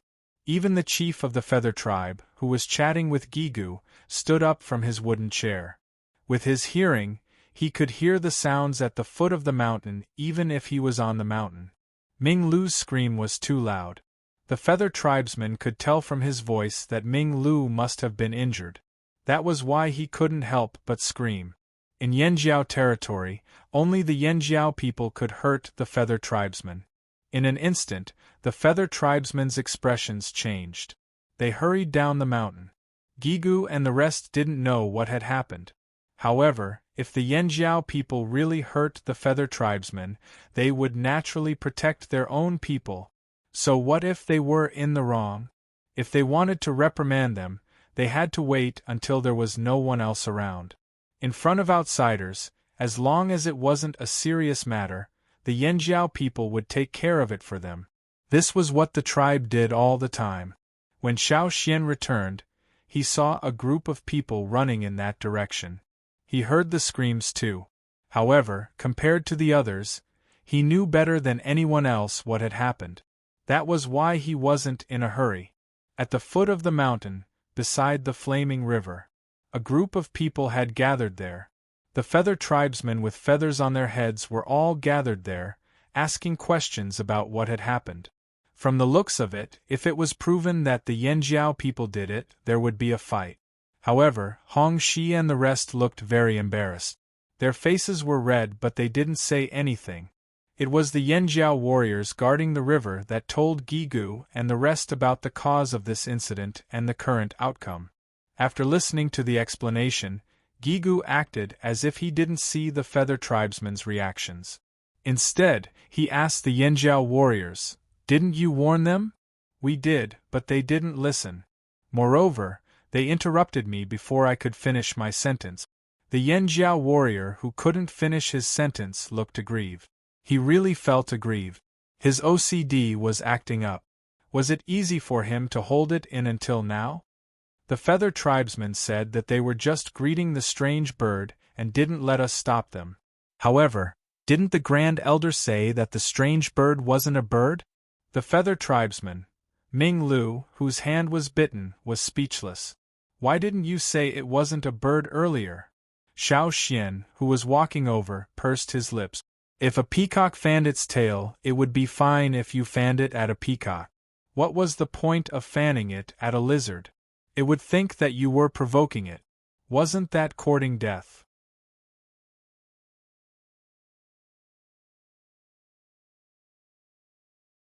Chapter 7:14. He thought the Yanjiao people had gone too far, but he didn't expect his tribesmen to be so reckless. The chief of the feather tribe felt embarrassed. He knew they couldn't blame the Yanjiao people for this. Judging from Hong Shi and the others' reactions, he knew the Yanjiao people were telling the truth. They weren't exaggerating. Why didn't they finish listening to him? On second thought, the feather tribesmen felt that the Yanjiao people were really scheming. They were just waiting to laugh at them.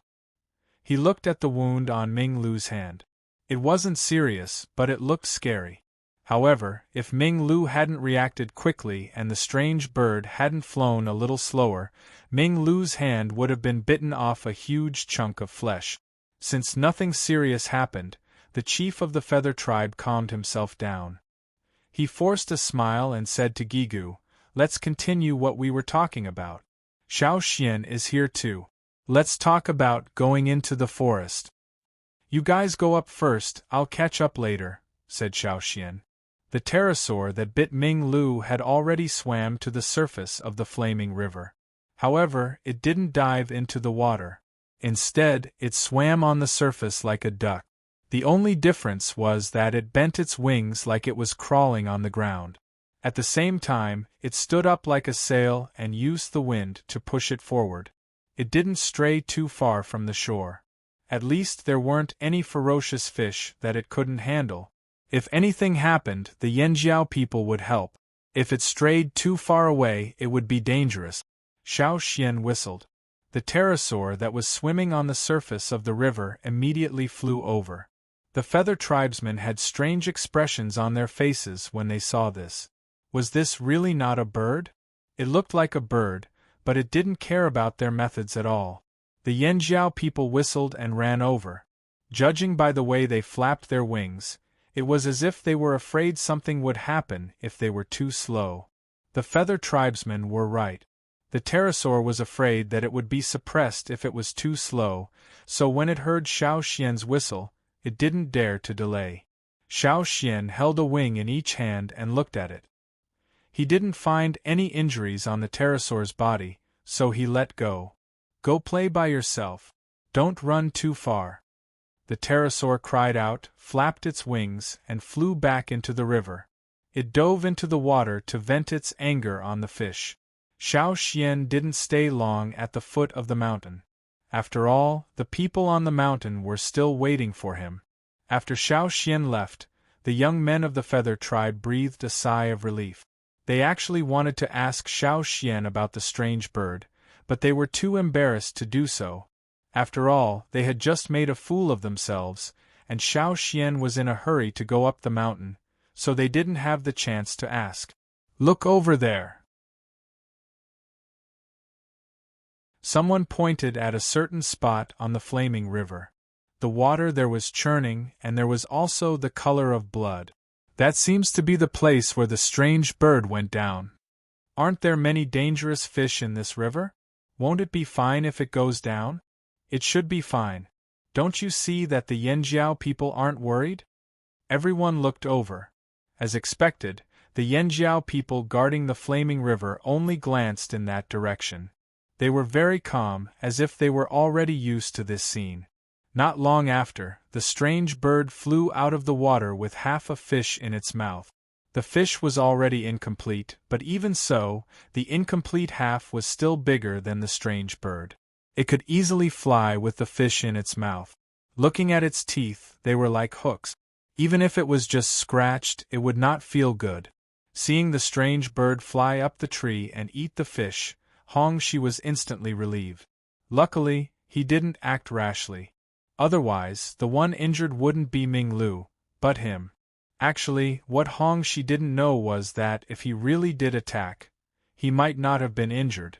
Hongxi's fusion level with the fire seed was much higher than Ming Lu's. When he used his totemic power, the fire seed might appear. The pterosaur was very afraid of that. Its first reaction would be to run, let alone attack. However, this topic didn't last long. The young people started complaining about feathers being used as currency. The Flaming River trading point didn't accept feathers. Why couldn't feathers be used as a currency?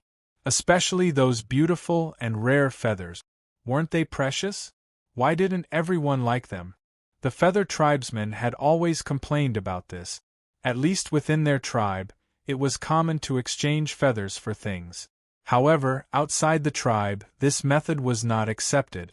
After all, not everyone had a special liking for birds. In the feather tribe, they needed feathers for power, weddings, and even some important ceremonies. Feathers could be used as decorations and currency in the feather tribe. Another reason why they tamed birds was to satisfy their need for feathers. The feather tribe had a strong desire for beautiful feathers. Most of the birds they raised were birds with beautiful feathers, except for those that were used for special purposes.